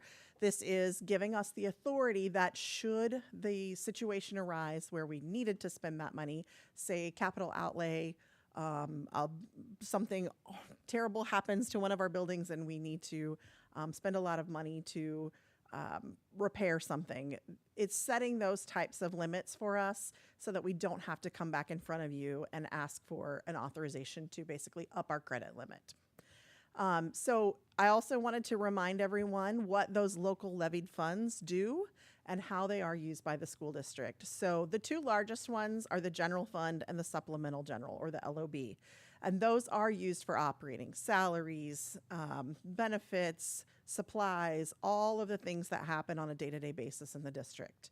And then we have additional funds. They're a little smaller, but they do add up, that are our restricted funds that we can only spend on certain things like capital outlay, property, plant, and equipment, cost of living, special liability, which would be legal fees, bond and interest. That's a very large one for us, not because we've passed a bond recently, but because we have a very healthy balance in there, and we have this fund is used to basically make our mortgage payment on those bonds that we have outstanding at this time. And then special assessment, which is going to drop off in 2 more years. This is the special projects that we had at Trail Ridge and Grand Star. So in 2028, those will also drop off of here. And then another one that did drop off that you might have seen last year that you won't see this year is the extraordinary growth, and that has been sunset. So that one is no longer something that we will be levying from our taxpayers. So really quickly, I want to give you, you guys know this, and everyone that has seen their tax bill knows this as well, but the assessed valuation in our district has grown exponentially in the past 14 years. It's actually up 171%. That's not just because all of the properties are more valuable, but because we've had growth. We've had additional properties come on the tax rolls. So this year, we're projected to be at $614 million of assessed valuation. Now, that does not include the properties that are abated. If I give you that number, it's $806 million. So our mill levy history, you can see that over these past years, every year for the past, I want to say 10, and I think it's more than 10, we have dropped the mill rate. It's 14. Thank you, Ben. This year, we are asking to maintain what we were certified at last year, but I want to let you know that this 59.741 is not the number that you approved last fall. You approved 60.208. But when the assessed valuation was finalized, it actually dropped a little bit because you had more residences and more businesses to spread the pot over. So we do anticipate that while we may ask for this 59.741 this year, it probably will be just a smidge lower once all of our numbers are certified in November by the county treasurer. One of the other things that a growing assessed valuation does is it affects your state aid, and especially in some of our largest funds that we are using. It affects our state aid in the local option budget. It affects our state aid in bond and interest. And on this graph, I just quickly want you to see that as our assessed valuation continues to increase, that's the blue dotted line. When it's compared to our enrollment, which is pretty stable there, then the yellow line, which is the state aid, goes down because it's based on the assessed valuation per pupil. So you take the assessed valuation, you divide it by the number of students that are enrolled, and you come up with a number. We have grown at that assessed valuation rate faster than the state average. So when you do that, you lose state aid. So again, not something we're concerned about, but I want you to be aware of that bond and interest, it dropped 14 points this year. LOB, it only dropped about 5. When you look at capital outlay, this is the one where the abated properties do have to pay into. You can see that our capital outlay state aid has dropped 18 points this year. Now, a lot of that will be made up with the increase in the assessed valuation. So we're not looking at necessarily an issue there of not having money to spend. But I didn't want anybody to be surprised if we approach that number next year and we said, by the way, we have no state aid from capital outlay. Again, it's just because our assessed valuation is skyrocketing because new properties are coming on the tax rolls. So the next step is for you to approve the budget to be published. We are going to be holding our revenue neutral rate hearing and our budget hearing on September 8th at our next board meeting, which will be at the Green Space in Edgerton. And again, this will set the legal maximum for each of those funds. And our intent is always to spend less than we have published there. And that makes sure that I don't come back in front of you and ask you to recertify this. The actual general fund and the LOB amounts will be set by our weightings on our September 20th enrollment and once that is audited. So again, those numbers will drop a little bit because we do pad them to make sure that we don't have to come back and republish. So tonight we're asking, again, approval of the publication. The other piece, and you'll see this in the point right below this on the agenda, is to authorize the 33% local option budget. That's something we've done. It's been voted on long ago, but we do have to authorize it every year. This year, the state average was 32.6, so we're not that much above it, but it does give us a little bit of additional authority to assess additional amount against for our operating expenses. Questions? I just wanted to ask for, one, if we have any paper copies of this tonight. I'm sure there's some community members that I can make sure there are would some. love to be able to see it a little bit bigger print. Oh, of course. Not that it No, won't no, no, be no, no. bigger print, but. No. It will be much larger, and especially what gets published, yes. It will be on our district website this week as well, as being in the Johnson County Post. Perfect. I appreciate that. Yes, and then, of course. I know that we've already published that we're going to Edgerton, but because this is a important vote, can we just make sure that we highlight that the meeting location has changed? Absolutely. Absolutely. But no, I appreciate all the work you guys have put into it, and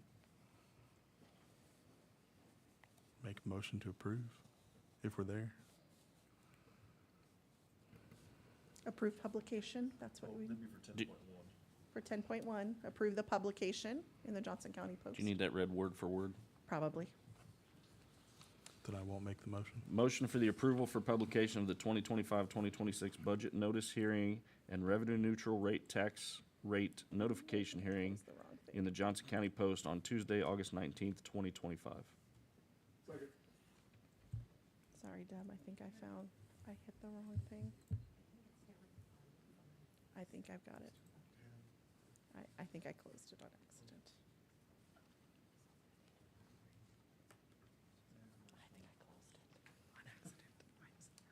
Has everybody voted?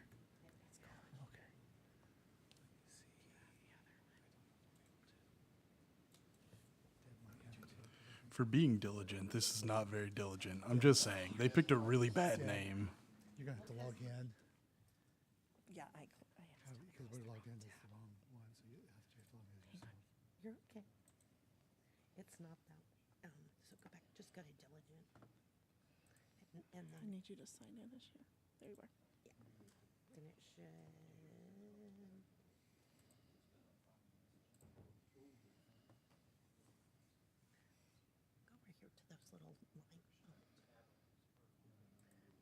It's right here. You know, it's not there. I closed it. That's why. Where's the one that you have to show? Well, it's usually, if you just pick diligent and then you can go over to the right. Just click that one. This one? Just any of Live? them. Is it? That's probably it. Is that it? Yeah. And then go down to, get rid of the table. And then just go down to.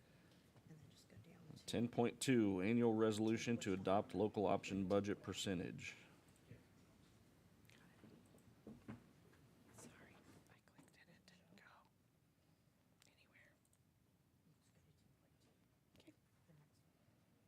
Okay. I'm sorry. I messed it up.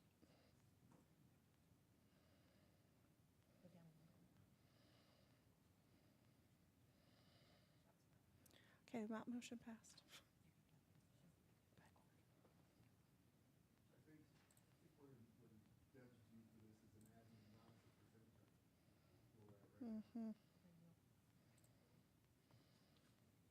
We are in Deb's view. You are correct.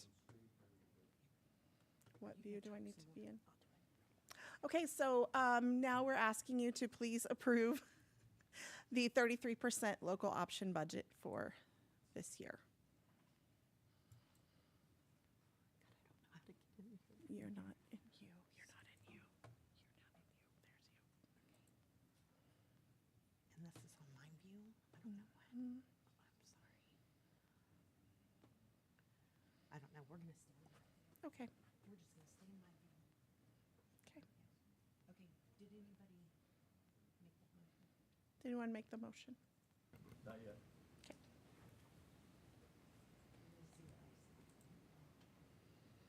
Motion that the Unified School District USD 231 shall be authorized to make a local option percentage in an amount up to 33% for the 2025-2026 school year. I'll second.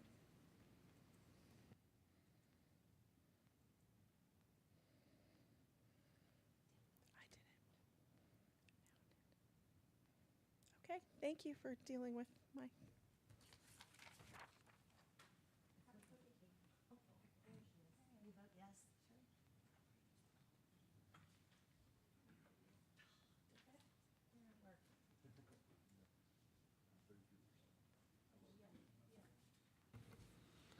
All right, 10.3, KASB 2025 Delegate Assembly for USD 231.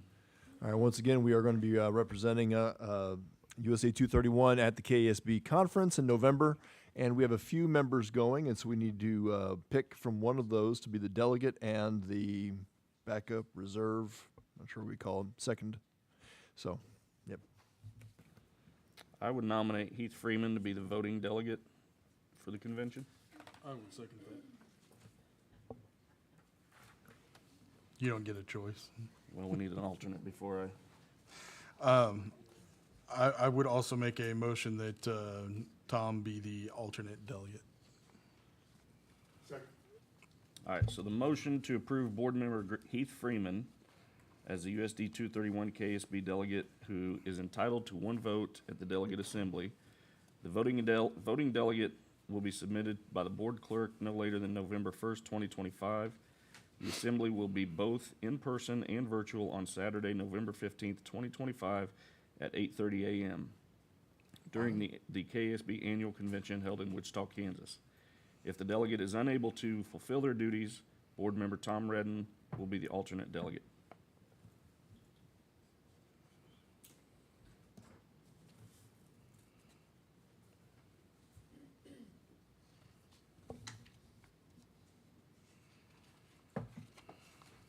All right, 10.4, new teacher devices presentation. Andy Price.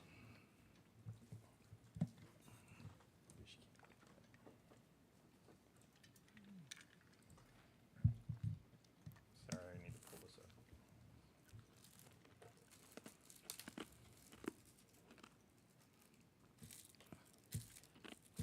That pin sucks, dude. Okay.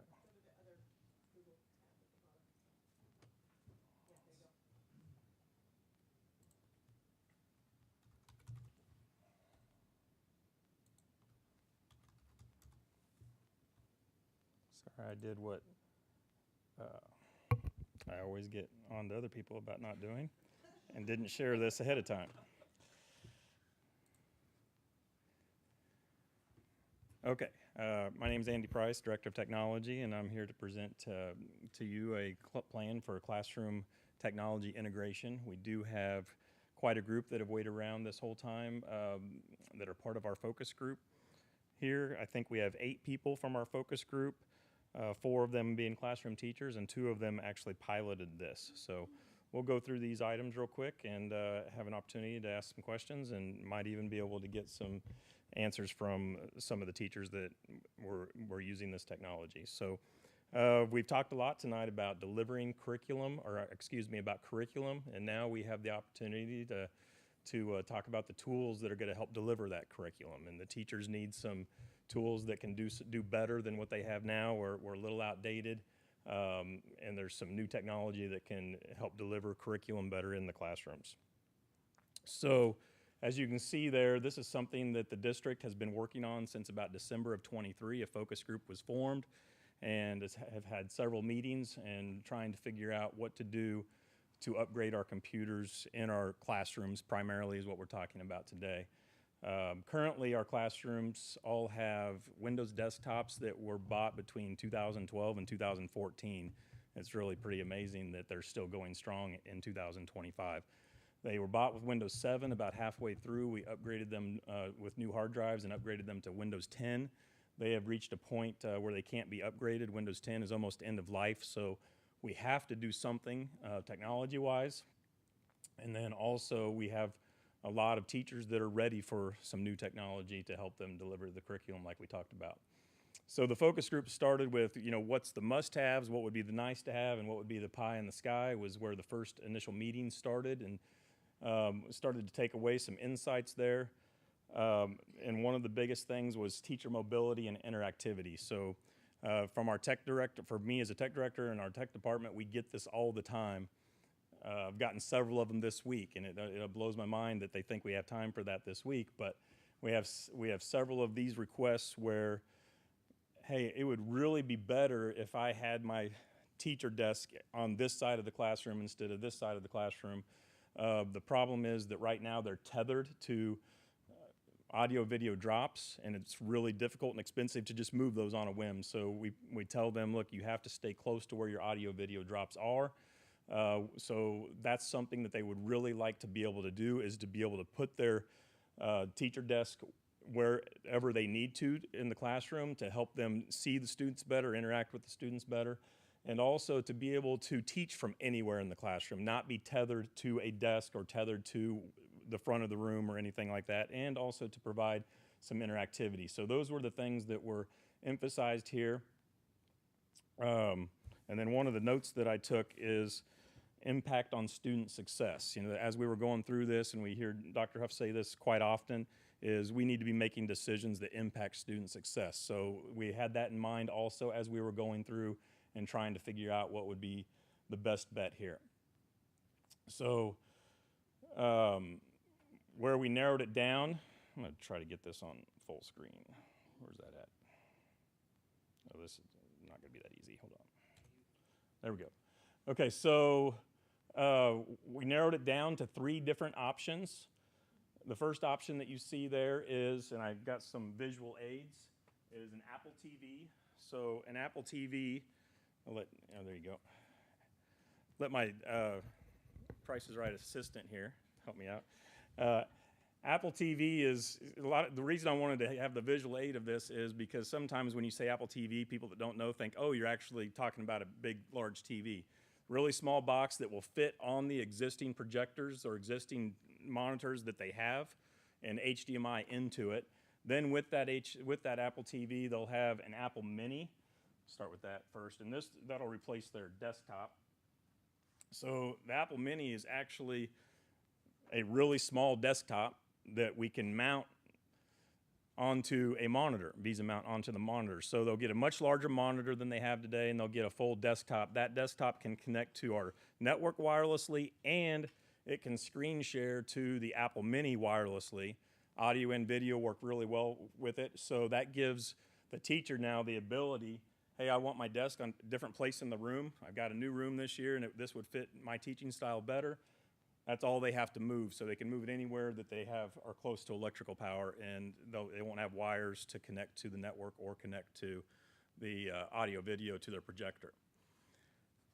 And then the next piece that we have there, so we talked about the Apple Mini and the monitor, is an iPad. So the iPad can also wirelessly connect. They can hold it in their hand. It does come with a keyboard. The keyboard that we found for them breaks apart, so you can easily break it apart, so you can use it as a small laptop. So this would be their device that would replace their Chromebook that they currently take to meetings or do work from home with. They would use this instead of a Chromebook to do work from home, but then they can break it apart. It can also wirelessly present, so they can be anywhere in the room walking around, and with the touchscreen have their interactivity and be able to teach their lessons. And whatever they see and that they're manipulating on the iPad will also show on the screen. So that's where we landed as that we want to suggest tonight is option 1. A couple of other options. Option 2 is very similar, except this gives them a MacBook as well and the Apple TV. I'm sure that everybody in here would be happy with that option, but it's a little bit, Amy can maybe attest, a little bit out of our price range. And then option 3 is a little bit different scenario. This is an option that has a MacBook and Apple TV, but not the desktop. So the reason that this option is not as good, in the opinion of our presentation here, and this, I don't want to say my opinion because this is all formed from our focus group, from our tech committee and all of our groups working together to land where we landed, is a couple of things. One, if they have a laptop, a MacBook, and don't have a desktop in the classroom, then you've got a lot of extra problems when they take it with them. So for example, you go home to work and you become sick. Now the next day, the sub doesn't have anything in that classroom. So that's why I wrote on there an additional $150,000, because you'd have to have MacBook carts to do that, and then it would obviously cause a lot of extra headache. So the desktop solution we think is best because you have a nice big monitor, a full keyboard and mouse, a place to work in every classroom, regardless of it's the regular teacher, a sub, or a PD day, new teacher academy, summer stuff like that. It's going to be there all the time. So that's the main reason why this one won out as option one. So I know there's probably some questions, maybe some things that I went a little fast on, some words that I didn't spell right. Yeah.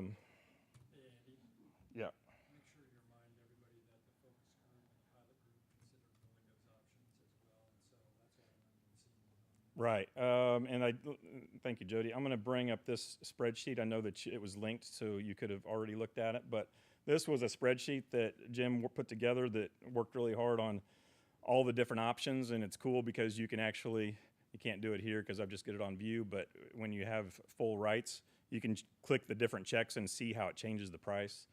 So option 4 was our Windows option. We had 8 teachers do a pilot. So 4 teachers had a Windows solution, which was a Windows laptop and it's called a Vivi device instead of the Apple TV.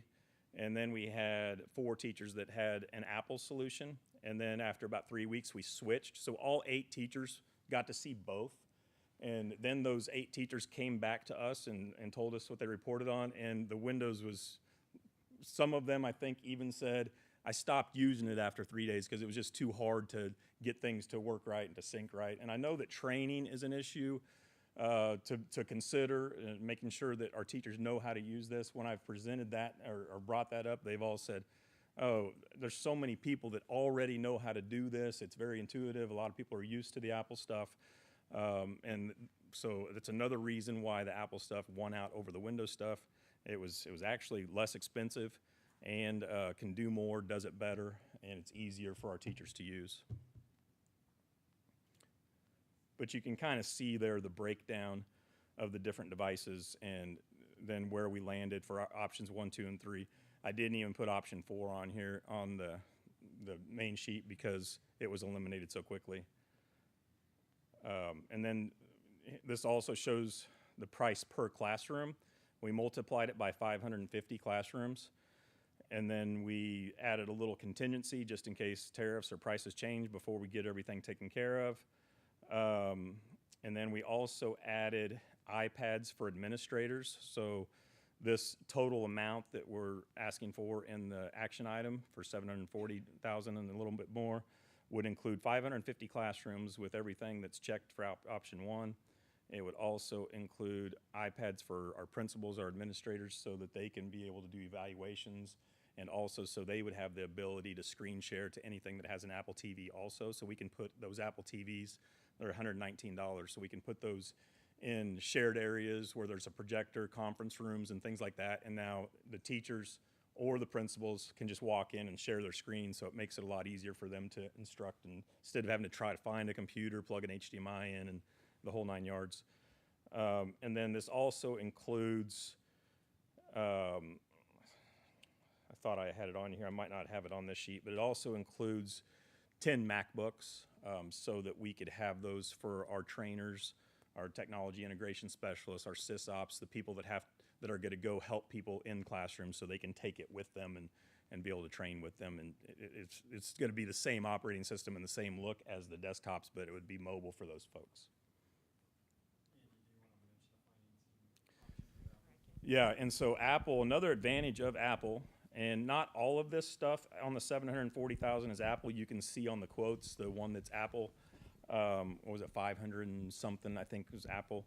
So Apple has a nice deal where they will do 0% financing. I try not to use the word lease, but I think they call it lease to own or finance lease. Lease purchase. Lease purchase. So, but it's not really a lease. We own it, whether we pay for it up front with one big check when we buy it, or if we pay for it over 4 years, there's 0%. So we would just take that total, divide it by 4, and you pay it over 4 years. So the nice thing about that is the money can stay in the bank. Maybe it's gaining some interest. I don't know. It's a possible advantage. But since it's 0%, it's not costing us anything.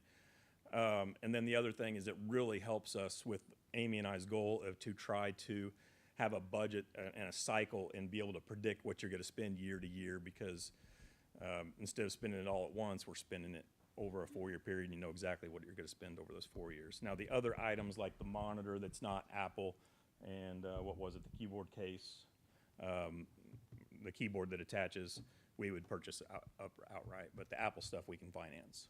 Yeah, and we have planned for all of this out of capital outlay, but this, like Andy said, that being able to spread the $550,000 over 4 years really helps with if other things come up or other projects we need to move ahead, like things that Mark DeWitt would need to have done with buildings or parking lots or all of those things. So it's very helpful. And we do have a little bit of a tentative timeline here, so if we can get something approved tonight and be able to move forward and start getting things ordered tomorrow, we hope then sometime before second quarter starts to have all the Apple TVs installed. It's not that hard, but we just have to get in there when students aren't in there with a ladder and get those installed and tested and working, and then we can start to deploy the iPads and start providing training one school at a time and showing them how to use those. And at this point, they still have what they've always had, so they haven't lost anything. And then the third phase would be to when we start to get when we're ready, we start to look for teachers that are don't need a lot of training. They're ready to do it and ready to roll. Start with those high flyers first. Maybe have an application process that says, hey, I know how to do this. I'm ready to go. And then we start swapping out their desktops. Then we go back and catch ones that maybe need a little extra help, a little extra training while we already have some people in the building using it. And our goal would be to have everything done hopefully close to by winter break, by second semester, but maybe pick up the last few before spring break. So everybody should have all the new technology in their hands and using it before spring break. I think one other thing that Andy had shared with the Finance Committee is that this training won't all be on those folks that were in the pilot or our technology staff. Apple does provide some of that training as part of the cost of this lease purchase. We have put together some self-paced videos. They will provide as much training as we want, so we'll probably have them train our trainers and pass that on. We've found the most challenging thing is trying to figure out when to do the training. So there's so many different things, and our early releases are all booked up with a lot of different trainings already.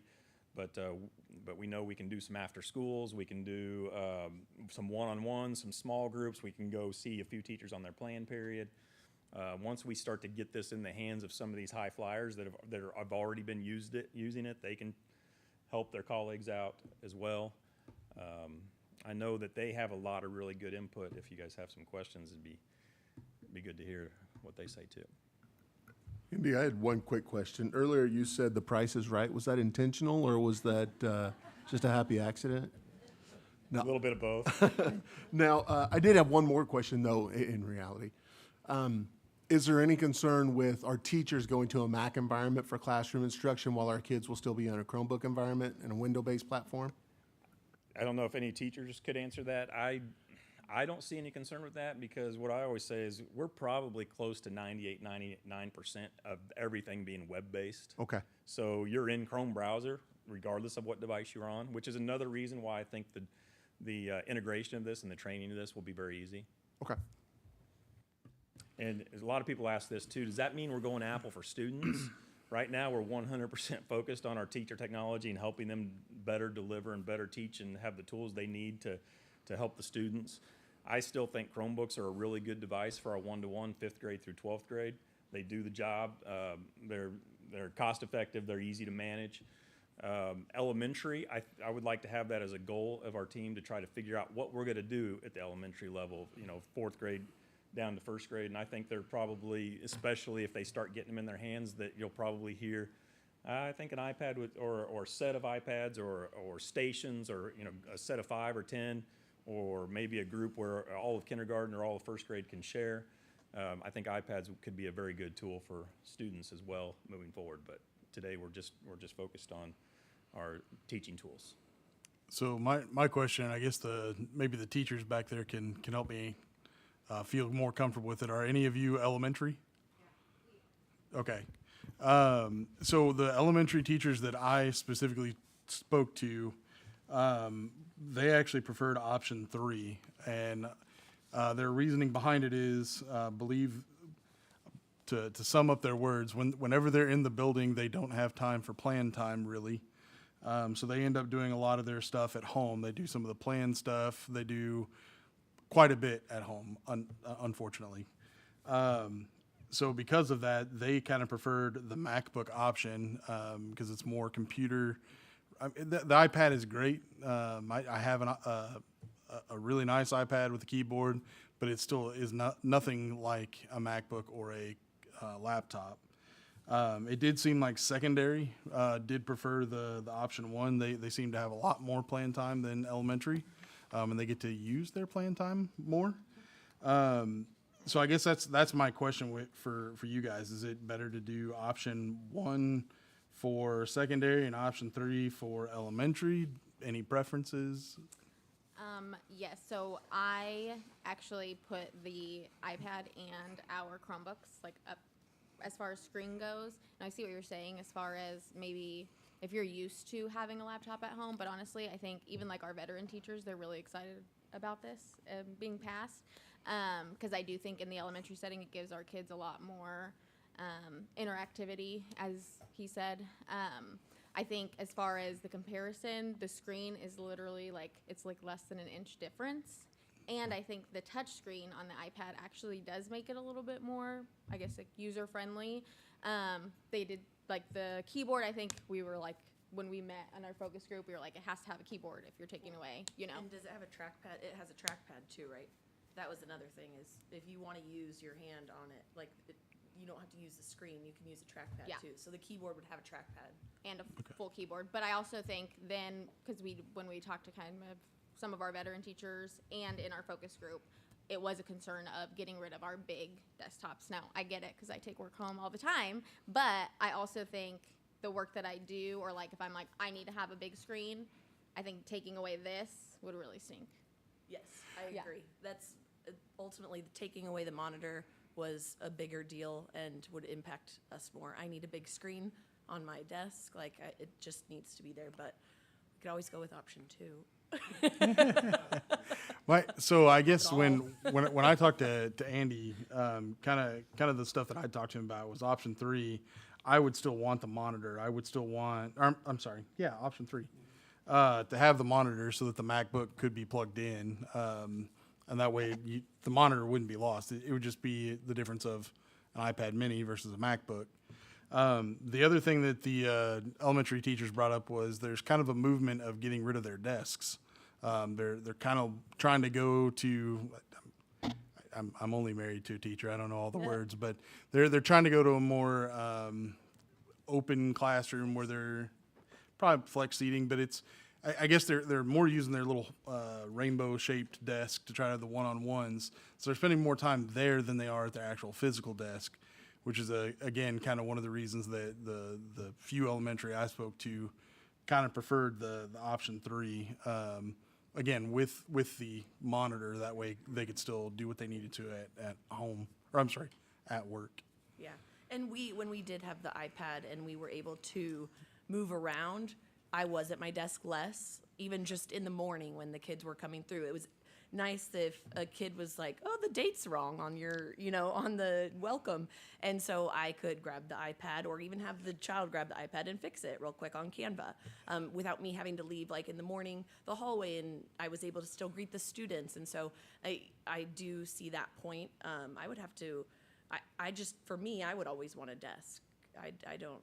And so having a monitor and then being able to also walk around, it just seemed like the best option. I would, again, rather just get rid of, So option 3, I think, comes with the monitor and the iPad still.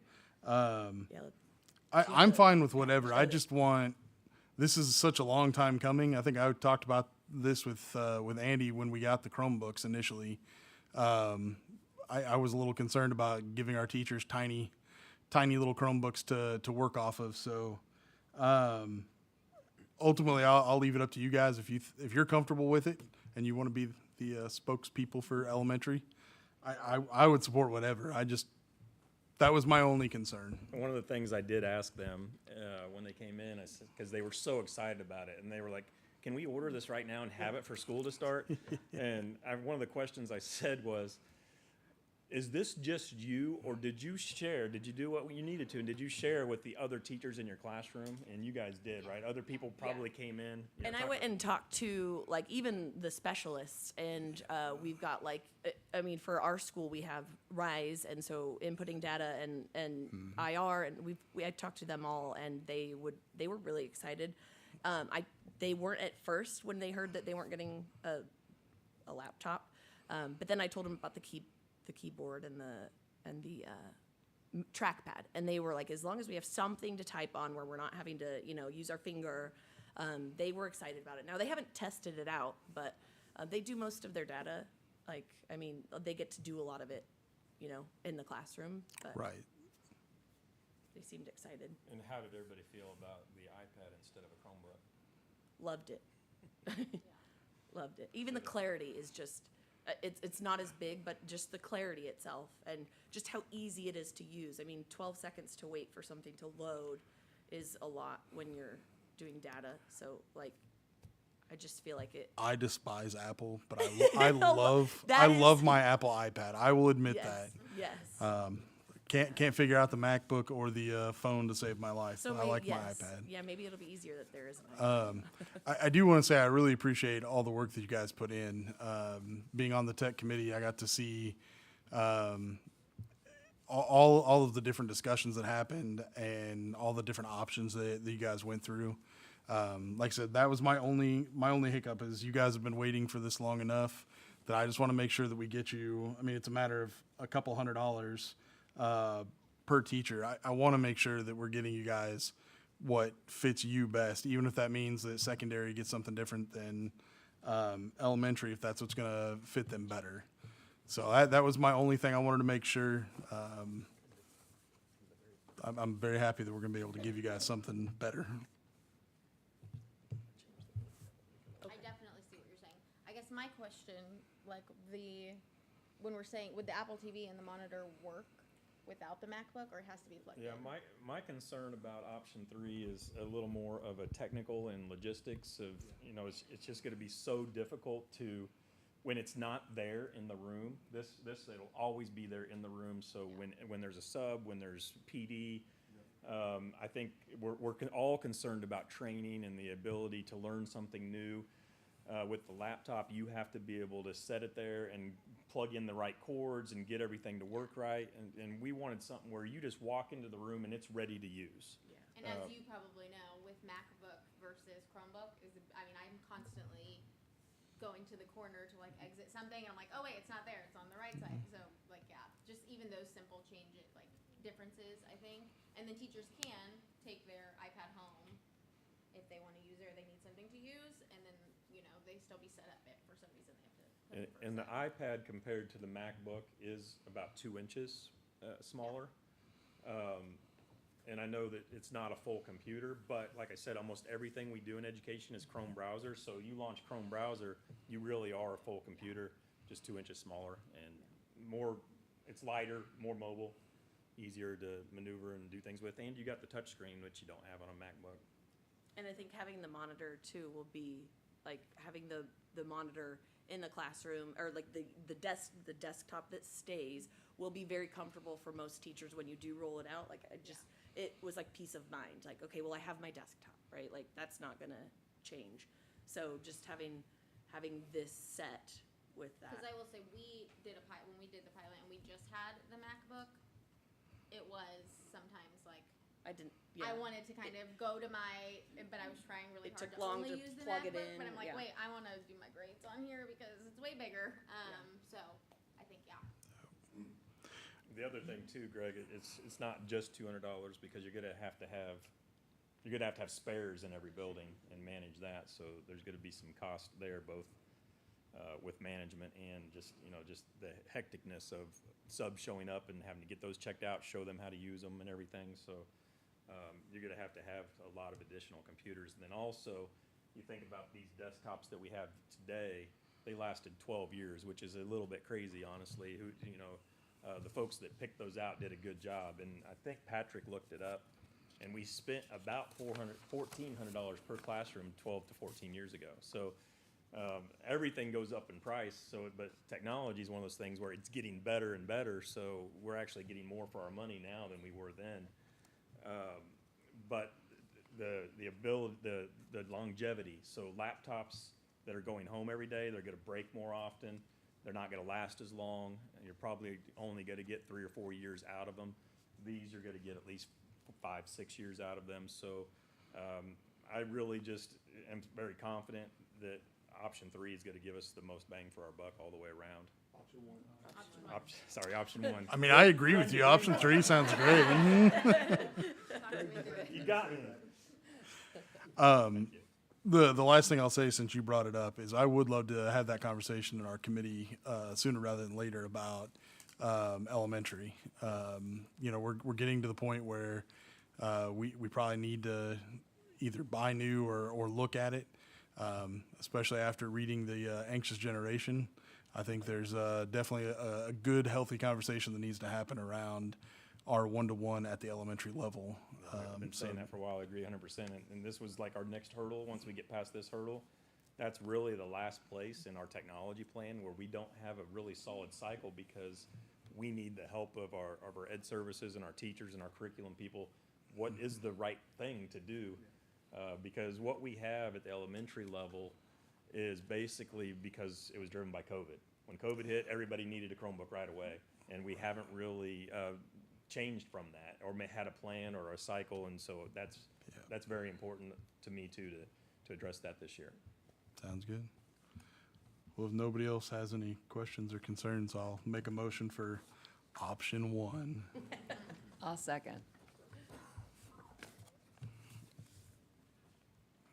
Thank you, guys.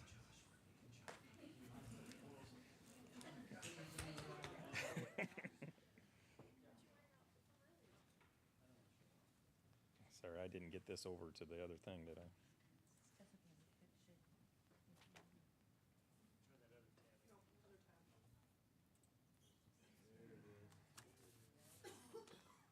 Thank you, everybody.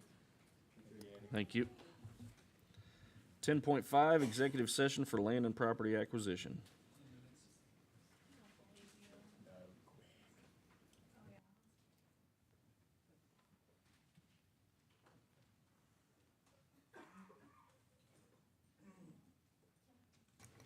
Motion to go into executive session to discuss potential properties for land acquisition pursuant to the exception for preliminary discussion of the acquisition of real property under coma, and the open meeting will resume in the boardroom at 8:32 p.m. The board would like to invite Dr. Huff, Dr. Booth, Dr. Marshall, consultants, Mark DeWitt, and Amy Drogemeyer into executive session. Second. So did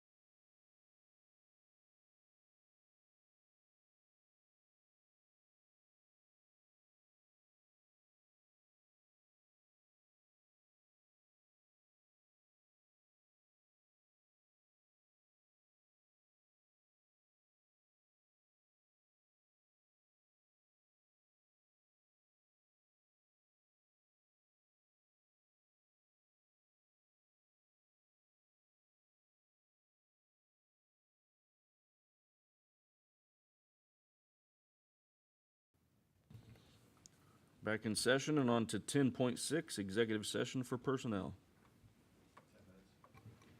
I'm gonna trust you. Motion to go into executive session to discuss the Human Resources Personnel Report pursuant to non-elected personnel exception under coma, and the open meeting will resume in the boardroom at 8:43 p.m. The board would like to invite Dr. Huff, Dr. Marshall, Dr. Booth, and Mark Meyer into executive session.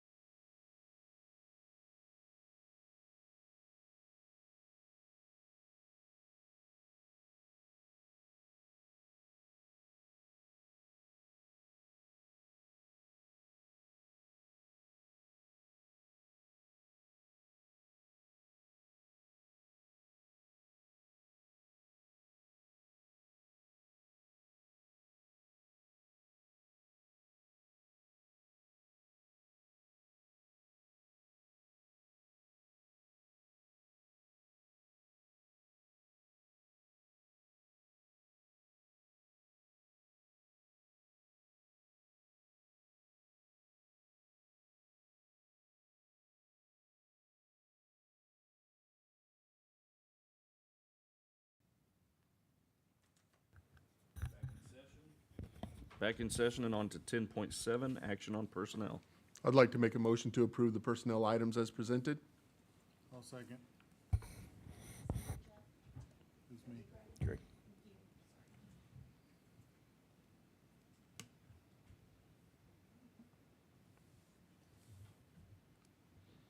Seriously waiting for you to ask. That's good. All in favor? Completely keep forgetting to hit the button.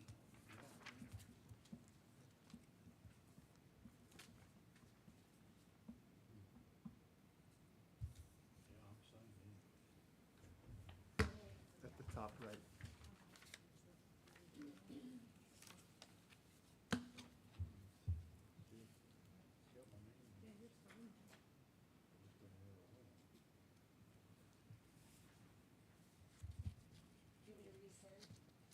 Yeah, he's not in the meeting.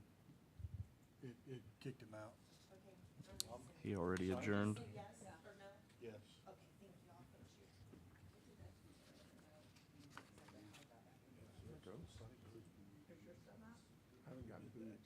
All right, 11.1, adjournment of meeting. I'll make a motion. I'll second.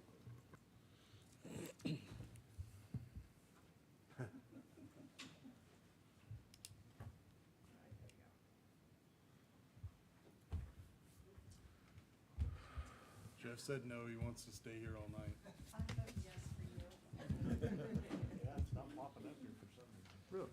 12.1, the next regularly scheduled meeting of the Board of Education will be held on Monday, September 8th, 2025, 6 p.m.